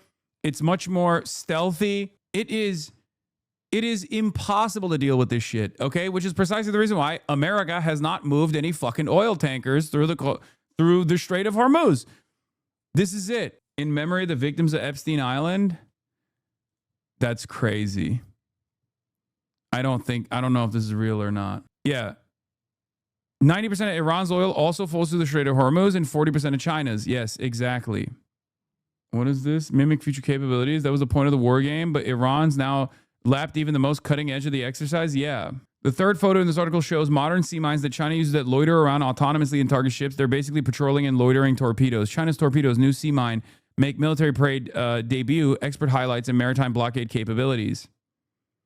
Multiple types of underwater equipment. You see all that new ice morons trying to get their bonus signed themselves. Wait, really? That would be fucking hilarious. My mom says this has to do with China more than we think. What does that mean? I mean, it's not wrong. everything that America does, it does with China in mind. China is the major op here in the current iteration of the Cold War. Having said that, is this actually bad for China? No, it's not. It's actually still very good for China because American military capabilities diminishing literally in China's backyard in South Korea as a direct consequence of America trying to use all their THAAD batteries in Israel is insane for China.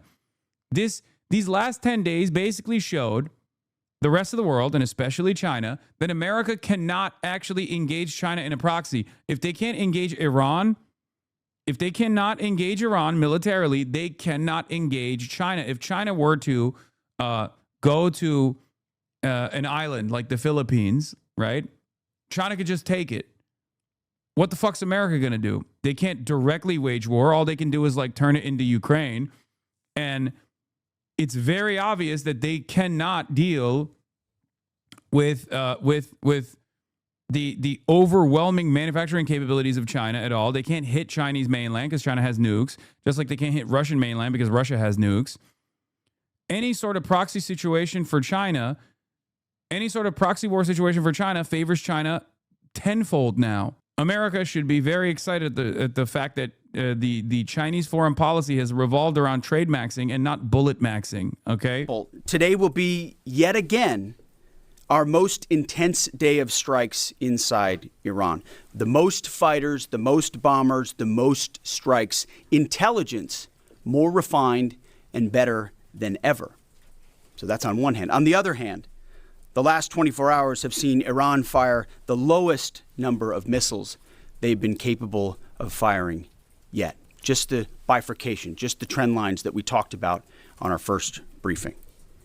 You see, this is not 2003. This is not endless nation building under those types of quagmires we saw under Bush or Obama. It's not even close.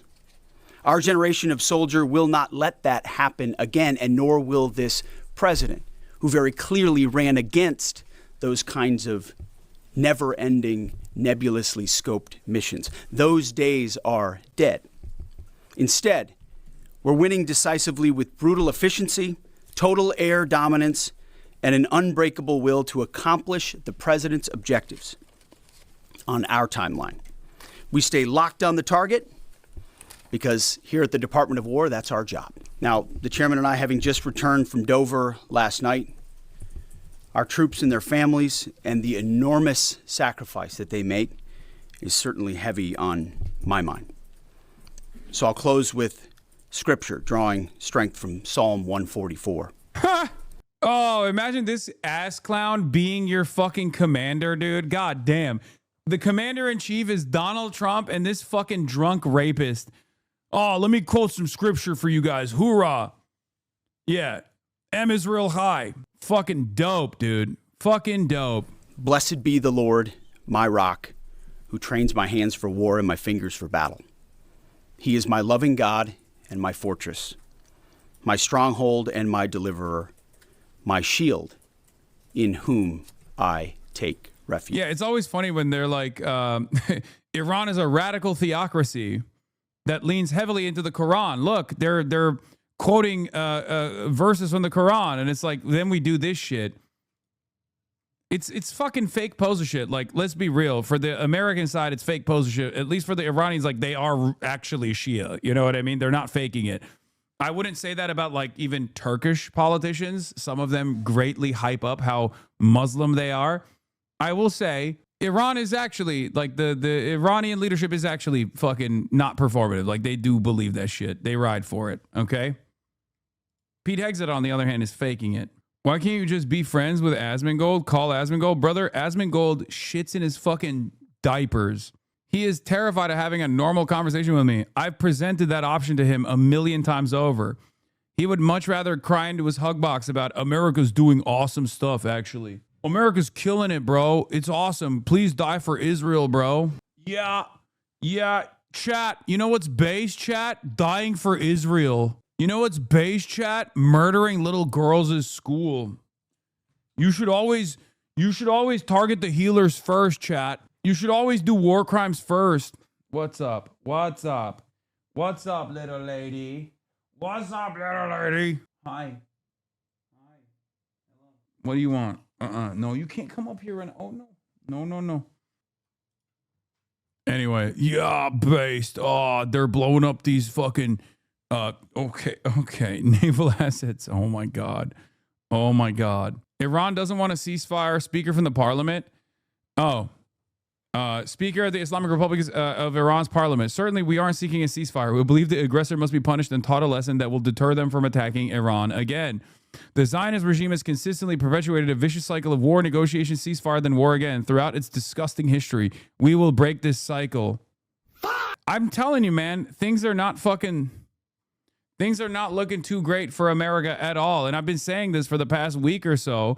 And for some weird reason, a lot of Americans are like oblivious to this reality. They want to hear self-soothing statements like, oh, but we have so many missiles. Oh, but we have so many bombs. Oh, we can just like really punish the Iranian electricity grid. We can do a genocide. Yeah, well, you have nukes too, right? You have nukes. You always have the nuclear option, right? That doesn't mean you're actually fucking winning. That's the problem. Breaking, Israel's prime minister's office says that in the coming days, conditions will be created for the Iranian people to grasp your destiny, adding that when the time is right and that time is fast approaching, the torch will be passed to them to seize the moment. Yeah, another desperate Hail Mary. Below is the full statement from Israel's prime minister's office. People of Iran, we are waging a historic war for liberty. Yeah, those clouds, those mushroom clouds that you see in the periphery are clouds of liberty. All of the sons and daughters and your neighbors that we have murdered, we have liberated from their mortal coil. The black clouds that are raining toxic chemicals, destroying your water supply. That is actually a cloud of freedom. Who needs clean water? No one. When we blew up your desalination plant, we did that so we could liberate you from having to drink and have access to clean water. But time is changing. Together with the United States, we are hitting the tyrants of Tehran harder than ever. The Ayatollah is no more, and I know you do not want him replaced with another tyrant. So you must act. We are creating the conditions for you to do so. We have hit countless regime targets. We have taken operatives and hundreds of their missile launchers. We are focused on regime targets and are doing our best not to harm the people of Iran. We are your ally, your best ally.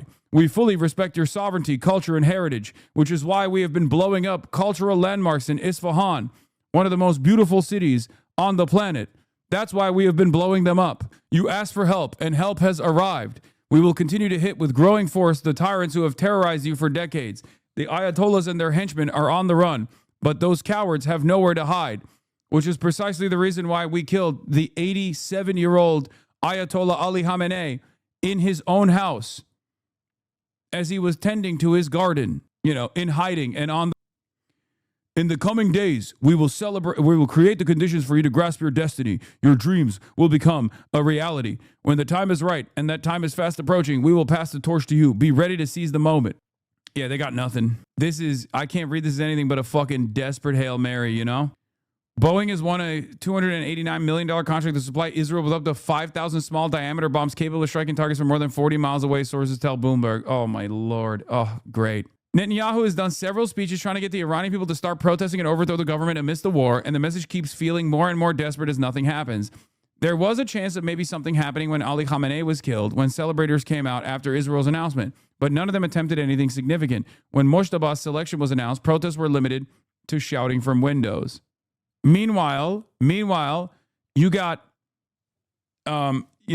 Americans retreating their assets from South Korea in an effort to fucking defend Israel for a war that Israel started. And their energy markets are collapsing. Okay, imagine being South Korea or Taiwan. You're seeing the USA war of choice wreaking havoc on your economy. At this point, Taiwan has 10 days of gas remaining. 10 days. They have to lean into China to make up for their lack of energy, for the record. So that's another JD Pandon moment. Shouts out to JD Pandon, once again, unifying China and abiding by the principled stance of having a one China policy, because now Taiwan has to fucking lean to mainland China for their energy needs. DPRK and the Republic of Korea are having side conversations. as the American THAAD batteries are hastily evacuated to the wonderful nation state of Israel and the surrounding regions for the Gulf states, because they have deployed all of their munitions. They've expended most of their munitions, okay? At the same time, U.S. is withdrawing defense commitments. Is this an empire you still want to bet your life on? Yep. Obviously, the greatest cost of this war are being borne by Iran, the Gulf states, and Israel, but the truly perverse thing is that a bunch of Asian economies are being thrown into crisis for something they have almost nothing to do with. They made their bed, and now they must sleep in it. Would the situation change if Iran were to acquire nuclear weapons? Ironically enough, this is why Mearsheimer is correct when he says if Iran had nukes, then the region would be much more stable. The reality of the matter is, yes, if Iran had nuclear arms, none of this would be happening right now. A lot of Americans think, oh, if Iran had nuclear arms, they would just like nuke Israel or whatever. No, of course they wouldn't fucking nuke Israel. All right? They would just have the maximum deterrent for Israel to go in and do whatever the fuck it wants to do. Iran having nuclear proliferation would actually cause Israel to be a much more realistic actor in the region, much more restrained actor in the region. This is why Mearsheimer's assessment is correct. If Iran had nuclear weapons, the global energy markets would not be collapsing right now. The Strait of Hormuz would not be shut down right now. The Iranian population would be safer right now. Okay, they wouldn't be getting fucking bombed. Israel would not even be able to do half of the shit that it's doing in the region. That is precisely the reason why Israel never wanted Iran to get nukes, regardless of the fact that Ayatollah Ali Khamenei already had a fucking long-standing fatwa on nukes and refused to allow nuclear proliferation. They would increase the uranium enrichment over and over again in order to get better leverage in the negotiations with the United States of America, but they were perfectly willing to cast that aside for sanctions relief. And they did so. Under the JCPOA, they were committed to the multilateral agreement that was put forward, where there were Russians that were involved, the Chinese were involved, European actors were involved, the American state was involved. It took years and years to get to that point. And in exchange for sanctions relief, Iran was committed to denuclearization. But then Donald Trump came in. Donald Trump came in and fucking destroyed that deal. It was a disaster. Yeah, also, I'm not alone in this. Look at the end of history, Mr. Francis Fukuyama. North Korea was right about nuclear weapons, dude. Many people are saying this. First, it was Ian Bremmer. Now you got fucking Fukuyama saying it. Yeah. Iran also capped their missiles at 2,000 kilometers in order not to reach Western Europe. I limited the range of our Ali Khamenei. I limited the range of our missiles to 2,000 kilometers despite requests to increase the range. That's another fucking L. That is an L. You don't have a delivery mechanism for nukes, then it doesn't even matter that you have nukes, right? Once you have nukes, you also have to develop, like North Korea did. North Korea first developed its artillery capabilities, directly targeting Seoul as the maximum deterrent, okay? In the absence of nukes, North Korea first abilities. They lined up the other side of the demilitarized zone with artillery, okay? They built their manufacturing processes to withstand American bombing campaigns. North Korea is the OG Iran in terms of like underground manufacturing. So they first did that.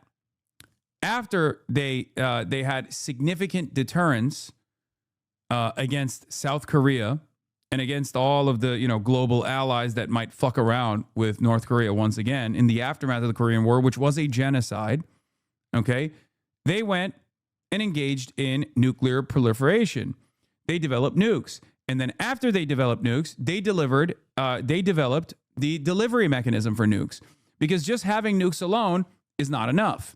You also have to have intercontinental ballistic missiles, because your nuclear strike range, if it's limited, is going to severely restrict your deterrence capabilities. This is precisely the reason why Israel has Jericho 3. Israel not only has nuclear arms, but they also have a delivery mechanism that can basically reach everywhere around the world, with the exception of like Sydney, Australia, and like Los Angeles and the westernmost part of the continent of South America. So it's not enough to have nukes. It's not enough to have nuclear arms. you also need to have a delivery system for said nukes. Okay? They need global nuclear strike capability for regional defense. What do you mean? No, that's what exactly. No, that's precisely what I'm saying. So for that reason, Iran's limitations on their ballistic missile capabilities to 2,000 kilometers was to basically show Iran did not make a mistake. They already knew this. No, this is absolutely a mistake.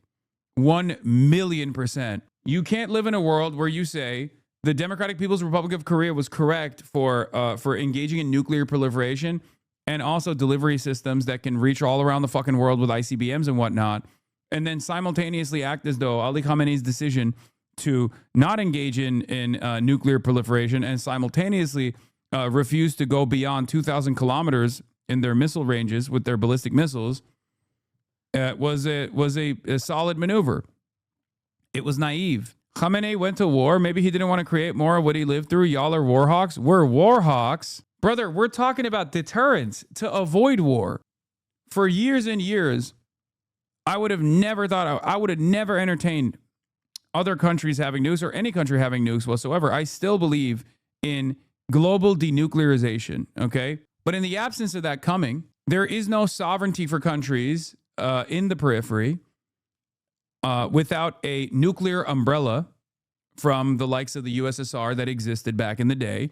And that obviously is not going to happen with China, and it's obviously not going to happen with Russia. If you don't have some kind of counterbalancing force, one of the great powers of the world, no one needs to have some morals somewhere.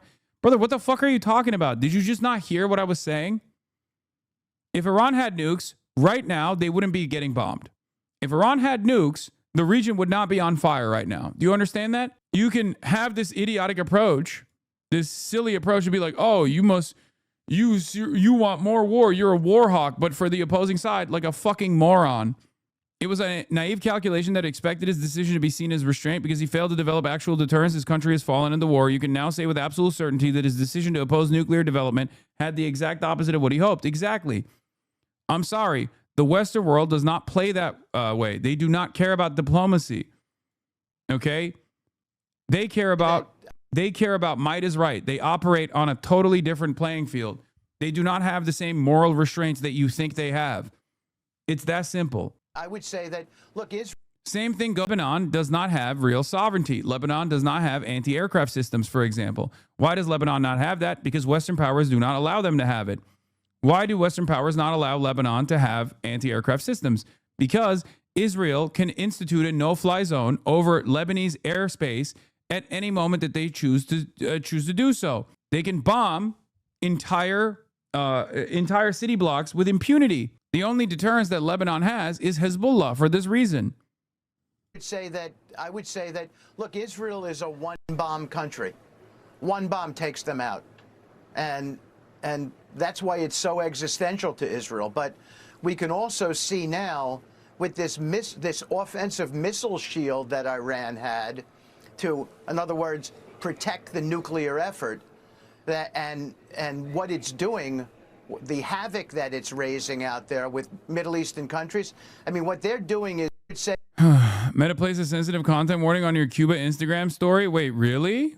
What the fuck? How is that possible? Why is that the case? I don't see it. Oh, the other one, the other Instagram story. You're talking about the one where it's about on this day, the coup that on this day, on the 10th of March, 1952, Fulgencio Batista led a coup in Cuba, then appointed himself the president. Backed by the U.S. business and wealthy elite, his government killed thousands in anti-communist purges. Senator John F. Kennedy later described his rule. Fulgencio Batista murdered 20,000 Cubans in 7 years, a greater proportion of the Cuban population than the proportion of Americans who died in both world wars, and he turned democratic Cuba into a complete police state, destroying every individual liberty. Yet our aid to his regime and the ineptness of our policies enabled Batista to invoke the name of the United States in support of his reign of terror. Administration spokesman publicly praised Batista, hailed him as a staunch ally and a good friend at a time when Batista was murdering thousands, destroying the last vestiges of freedom, and stealing hundreds of millions of dollars from the Cuban people, and we failed to press for free elections. Batista was eventually overthrown by the revolution in 1959. No, I see a content warning for the story that says I'm going to see it. Anyway, this is a technical story with a stunning strategic implications. It is quite possible that the U.S. launched a massive war because Jared Kushner and Steve Witkoff lacked the technical expertise to understand what the Iranians were offering in the negotiations. Absolute lunacy. Nuclear experts undercut White House claims about Iran reactor at the heart case for war. I don't believe that. This is why the Omani foreign minister made the unusual decision to go on American TV and explain what the Iranians were offering. He could clearly tell that Kushner and Witkoff didn't even understand it. The fact that Trump said Obama would attack Iran because he lacked the capability to negotiate with them, and then we found out this is hilarious. Yeah. Yeah, I don't think Witkoff and Kushner are honest actors. The reason why I think this is like political theater is because they didn't make this decision because they're incompetent. They made this decision because they're pro-Israel. Okay? Like any kind of statement like that makes it seem like they were invested in the truth, or they were invested in like not attacking Iran at the behest of Israel. They're not. Would you be an easy target in Cuba for what? What do you mean by that? What the fuck do you mean by that, chatter? Explain. By who? What an odd thing to say. Anyway, do we have a real number on the THAAD batteries that remain? No. Huge. May the Lord grant unyielding strength and refuge to our warriors, unbreakable protection to them and our homeland, and total victory over those who seek to harm them. And amen. God bless our troops and this mission. And good morning, everyone, and thank you for being here. I'm here today to continue the updates to the American people and to those in the room on Operation Epic Fury. First, let me start with honoring our fallen. I think it's very funny that eventually one of them is going to accidentally say Epstein Fury or AIPAC Fury, and that is going to be total victory for our propaganda efforts. Kerry said on Saturday and again last night at Dover Air Force Base in Delaware, our nation's leaders honored our returning fallen as they arrived home for their final time.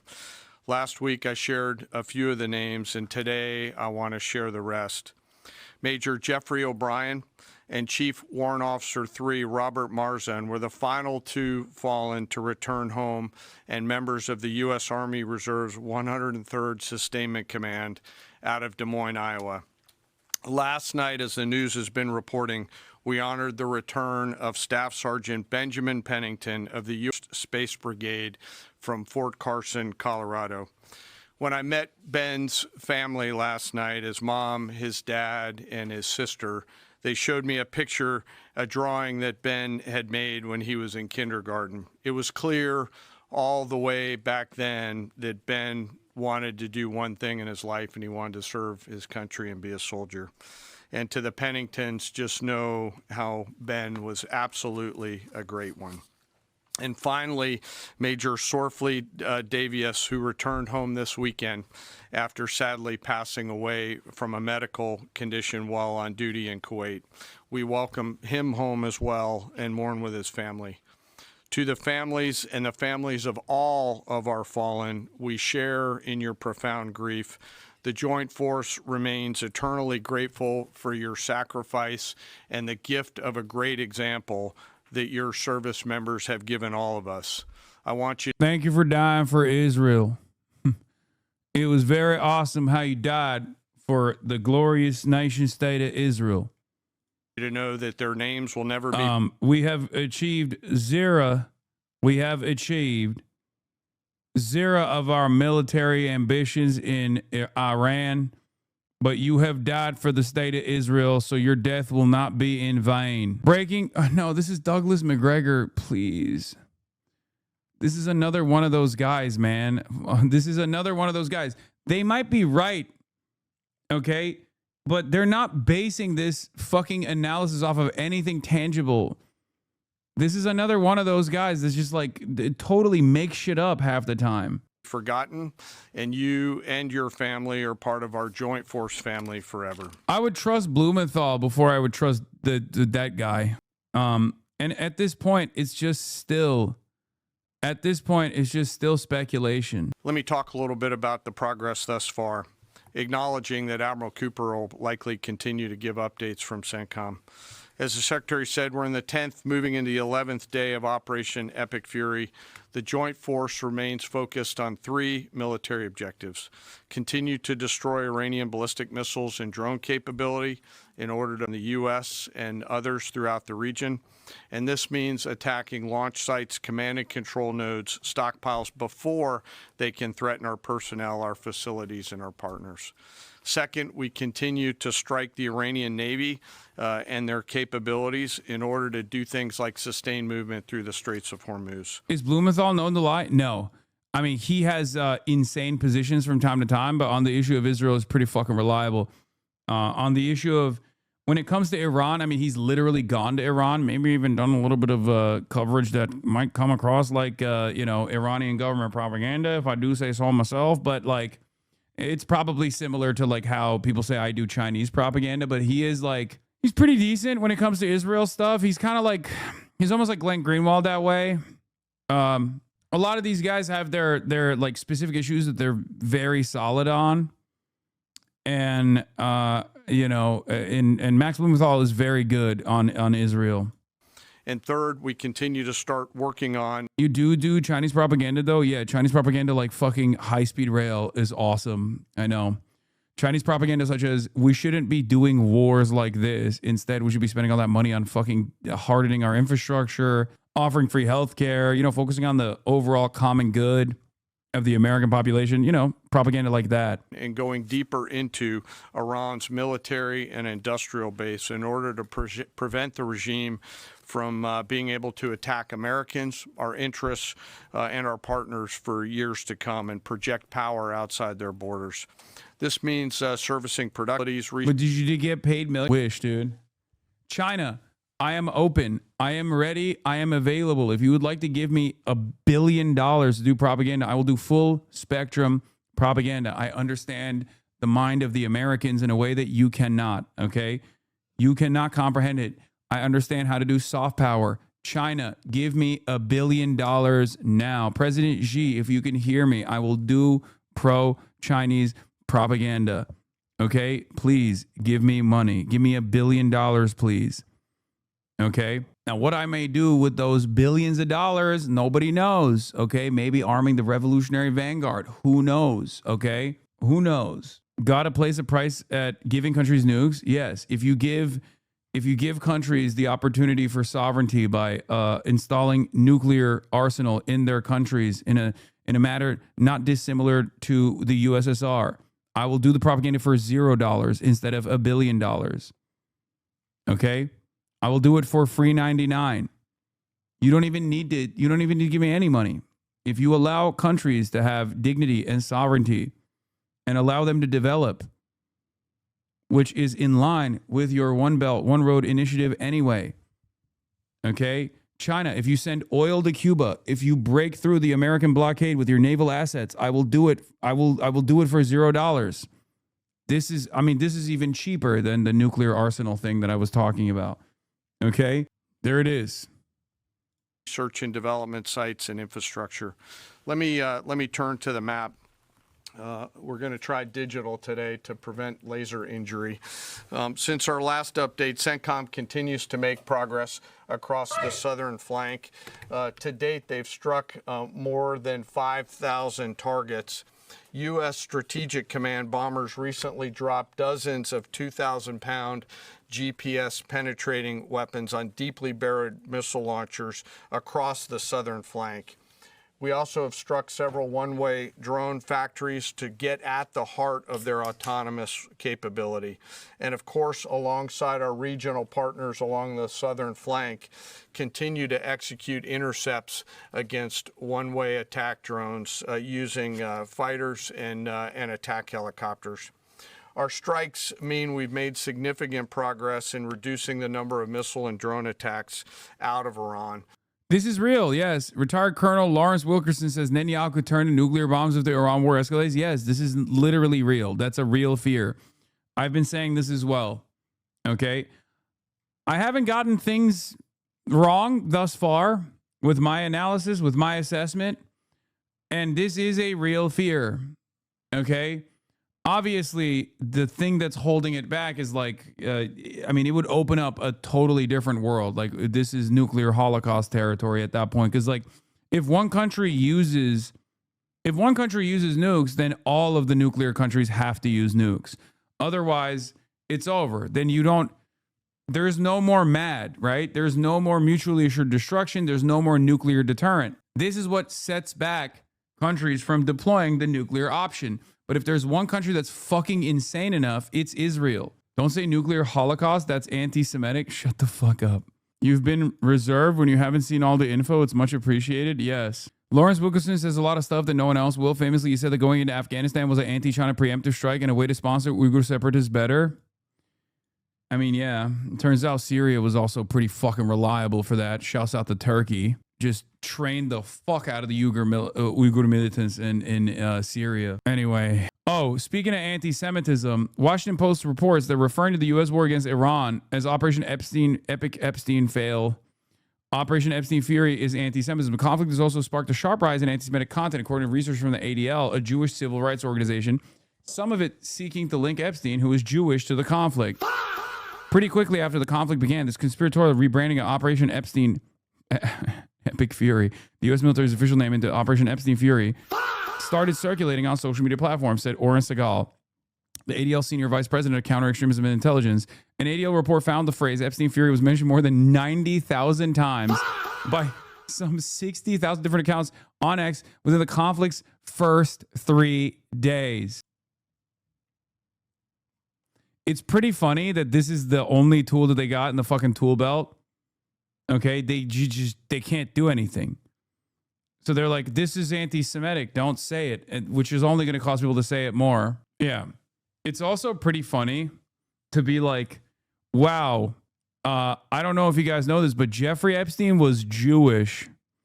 If I'm the ADL and I don't want, if I don't want to foment more anti-Semitism, I'm probably shying away from connecting Jeffrey Epstein back to Judaism in any way, shape, or form. So that's wonderful that they did that. Operation Epstein's Fury is to remind people that Epstein is Jewish and then demand they stop. Epstein Wars, World War Epstein, Return to the Pedo. Yeah, it's awesome. The dam is breaking. I don't think the Israelis are ready. I don't think the Israelis give a fuck about anti-Semitism in the United States of America. Okay? If they did, they wouldn't behave in the ways that they fucking do. Like, they live in a totally separate reality.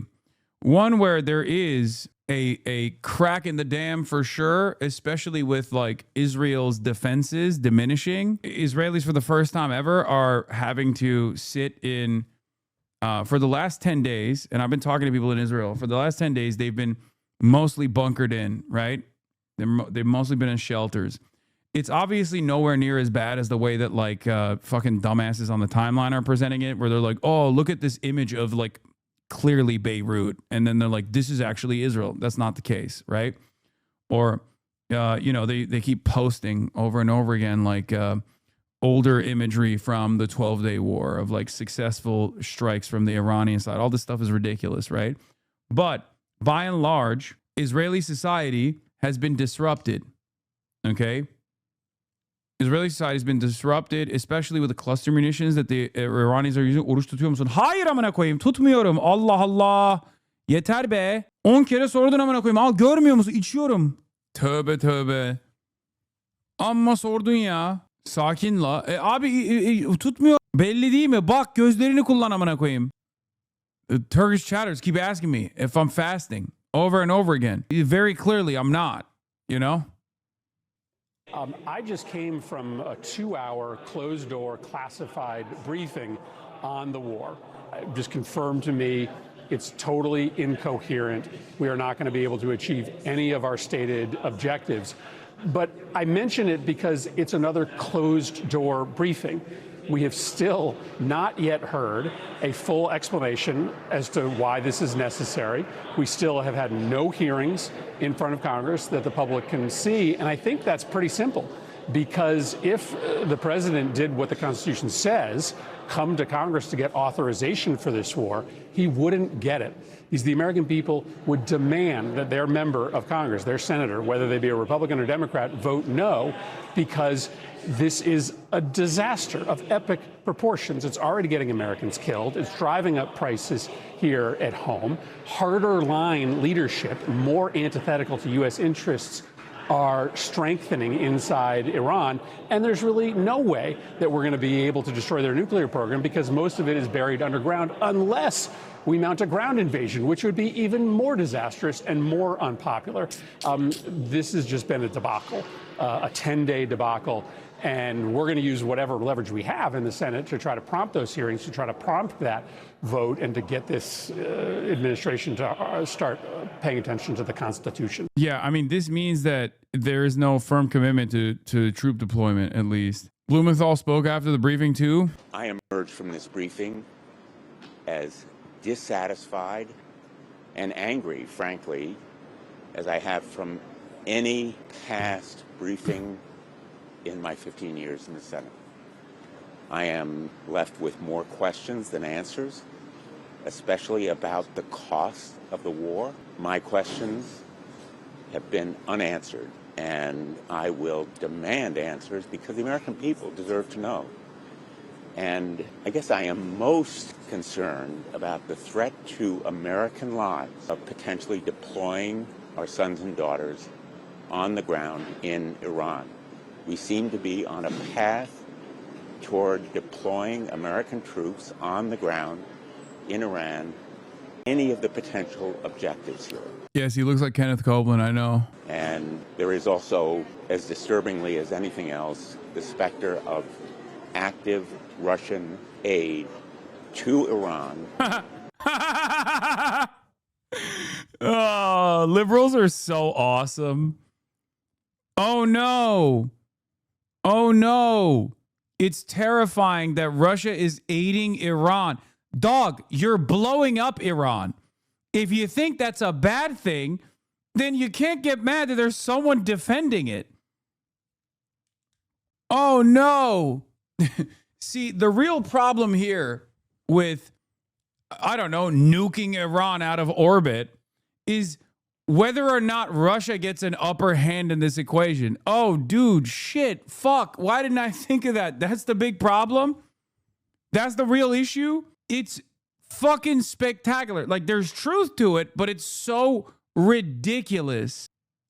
Putting in danger American lives. Literally, Russia seems to be aiding our enemy actively and intensively. Also, Iran is our enemy. So what's the problem? What's the problem? What's the problem here?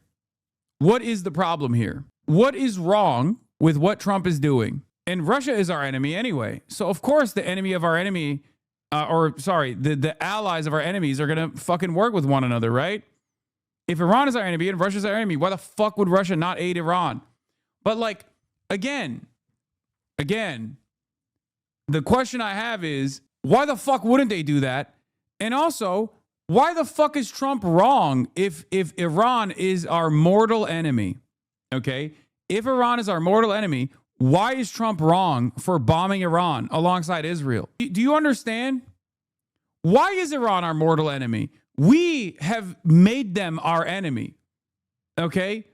That's just the truth. The idea that, like, oh, it's because of, like, Iranian governance and domestic repression is bullshit. We know that, like, worse domestic repression exists in fucking places like Saudi Arabia, right? And they're our ally, a very important ally, as a matter of fact. They've had the opportunity to even liberalize, to become more Western adjacent.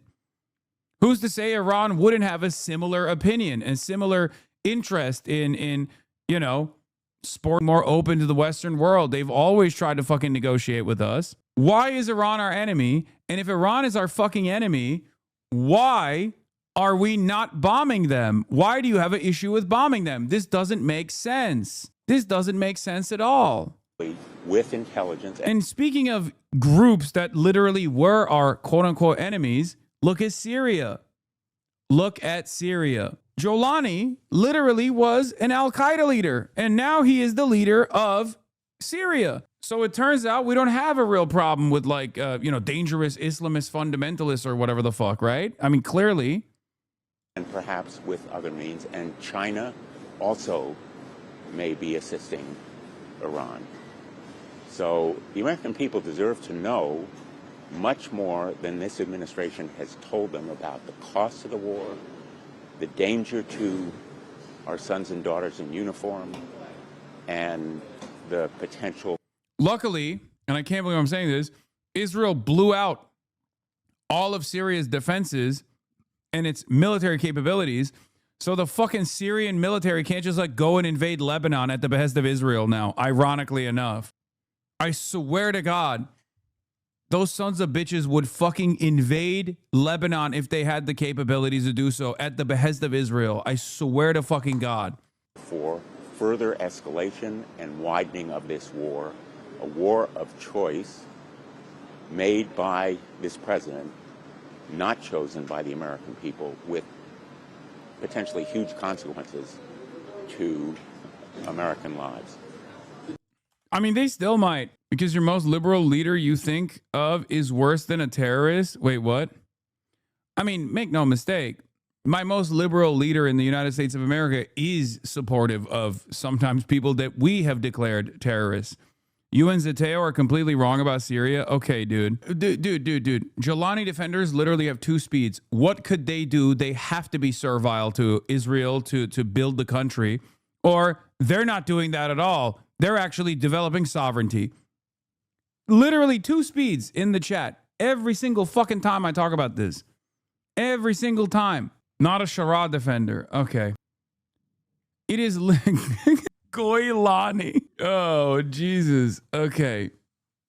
Yeah. Syrian Zelensky, dude. Come on.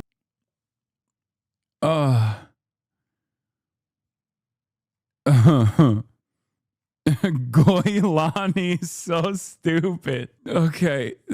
Jelani is Israel's buffer zone against Shia militias to make it easier to attack Iran.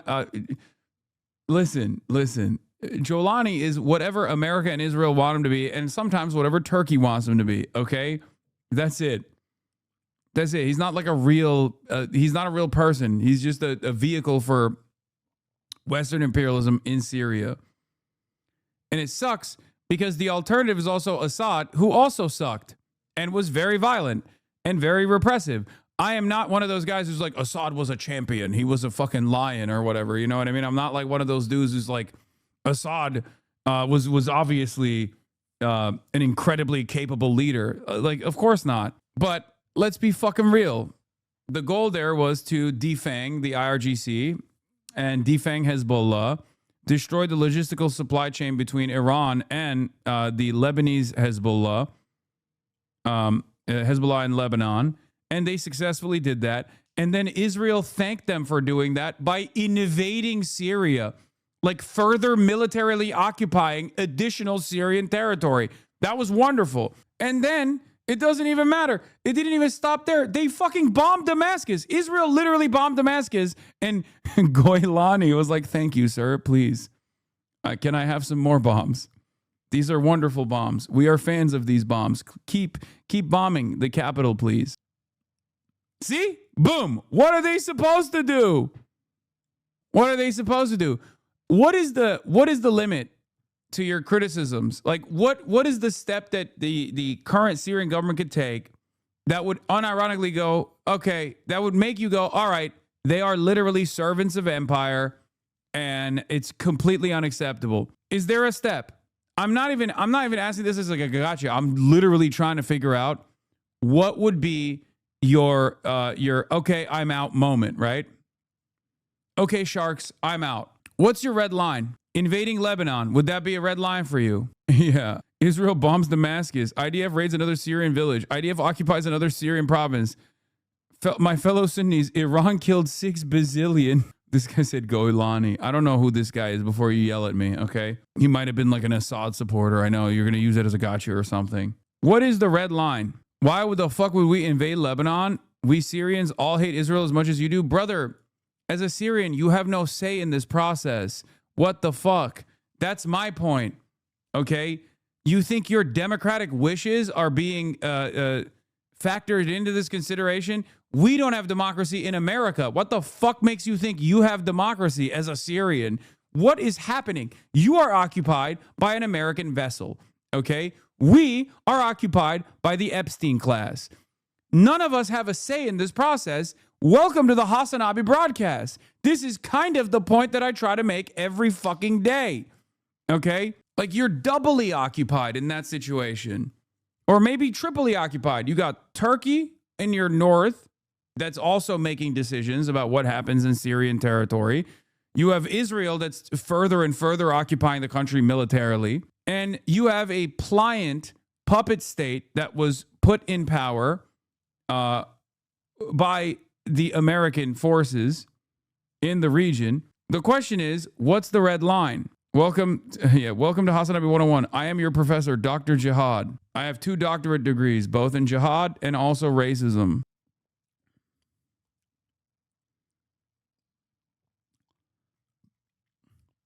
The thing, a lot of Sunni Syrians, and this, by the way, goes for Hamas too, literally, which is ironic because one of the first things that Jolani did was close up the Hamas offices in the country. But initially, Hamas also was absolutely in favor of overthrowing Assad. Okay, this caused a lot of angst and animosity between Assad and Hamas in general, because there is a little bit of a sectarian tension there, because obviously not all Sunnis in Syria are fucking Salafist militias. They're not all ISIS. There's plenty of fucking, the overwhelming majority of Sunni Syrians are just regular ass people. And Assad was pretty fucking brutal. This is the reason why a lot of Sunni Syrians will say, how dare you, Ahmed Shara or Jolani is actually good for the country. What can we do? There's nothing we can do.